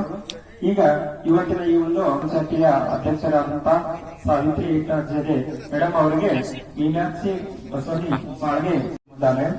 ಆ ನಂತರ ಇಲ್ಲಿರುವಂತಹ ನಾವು ಎಲ್ಲಾ ಗ್ರಾಮಸ್ಥರು ನಿಮ್ಮ ಬೆನ್ನೆಲುಬಾಗಿ ಇರ್ತೀವಿ ಧನ್ಯವಾದಗಳು. ಈಗ ವಿಜಯ್ ಕೋಟಿವಲ್ಲಿ ಅನ್ನೋರು ಒಂದೆರಡು ಮಾತುಗಳನ್ನ ಹೇಳ್ಬೇಕಂತ ಅವರಲ್ಲಿ ಕೇಳ್ಕೊಳ್ತಾರೆ. ಸನ್ಮಾನ ಕಾರ್ಯಕ್ರಮಗಳನ್ನ ನೆರವೇರಿಸಿದಂತವರಿಗೆ ಧನ್ಯವಾದಗಳು. ಉದ್ದೇಶಿಸಿ ಮೊದಲಕ್ಕೆ ಮಾತುಗಳನ್ನ ಹೇಳ್ಬೇಕಂತ ಕೇಳ್ಕೊಳ್ತಾರೆ. ದೊಡ್ಡಕನ್ನ ಬೆಂಡೋಡಿ ಅವರು ಒಂದೆರಡು ಧನ್ಯವಾದಗಳು. ಮಾತಂಗಿ ಹಜಾರೆ, ಭಗತ್ ಸಿಂಗ್ ತಾಯಿ ವಿದ್ಯಾವತಿ, ಜೀಜಾಬಾಯಿ, ಶಿವಾಜಿ ತಾಯಿ ಜೀಜಾಬಾಯಿ ಅವರು ನಮ್ಮ ಭಾರತ ದೇಶದ ಸ್ವಾತಂತ್ರ್ಯಕ್ಕಾಗಿ ಯಾವ ರೀತಿಯಾಗಿ ತಮ್ಮ ಮಕ್ಕಳನ್ನ ಬಲೆಯಾಗಿ ನೀಡಿದ್ದಾರೆ, ಅದೇ ರೀತಿಯಾಗಿ ನಮ್ಮ ಗ್ರಾಮದ ಸೈನಿಕರು ಕೂಡ ಬಹಳಷ್ಟು ಜನ, ಕರೋಸಿ ಗ್ರಾಮ ಒಂದು ಸೈನಿಕರ ಗ್ರಾಮ ಅಂತ ಅನಿಸ್ಕೊಳ್ತದೆ. ಇನ್ನು ಸಾಕಷ್ಟು ಜನ ಸೈನಿಕರು ಈಗ ಸದ್ಯ ಕಾರ್ಯನಿರತರಾಗಿದ್ದಾರೆ. ಅವರು ಕೂಡ ದೇಶಕ್ಕಾಗಿ ದೂರ್ತಾ ಇದ್ದಾರೆ ಅಂತ ಹೇಳ್ತಾ ಮೊದಲಕ್ಕೆ ಅಜ್ಜ ಅವರು ಒಂದೆರಡು ಮಾತುಗಳನ್ನ ಹೇಳಬೇಕಂತ ಕೇಳ್ಕೊಳ್ತೇನೆ. ಈ ಕಾರ್ಯಕ್ರಮಕ್ಕೆ ಮಹೇಶ್ ಮತ್ತೆ ಬರ್ಬೇಕಾಗಿತ್ತು, ಅನಿವಾರ್ಯ ಕಾರಣದಿಂದ ನಾವೊಂದು ಚಿತ್ತಿಲ್ಲ ಏನಿಲ್ಲ, ಯಾರ್ಯಾರು ಬಂದ್ರು ಎಂತಿಲ್ಲ ಅಂತ ಹೇಳಿ ಅವನ ಅನುಪಸ್ಥಿತಿಯಲ್ಲಿ ಕಾರ್ಯಕ್ರಮ ನಡೆದು ಒಂದು ಅಂದ್ರೆ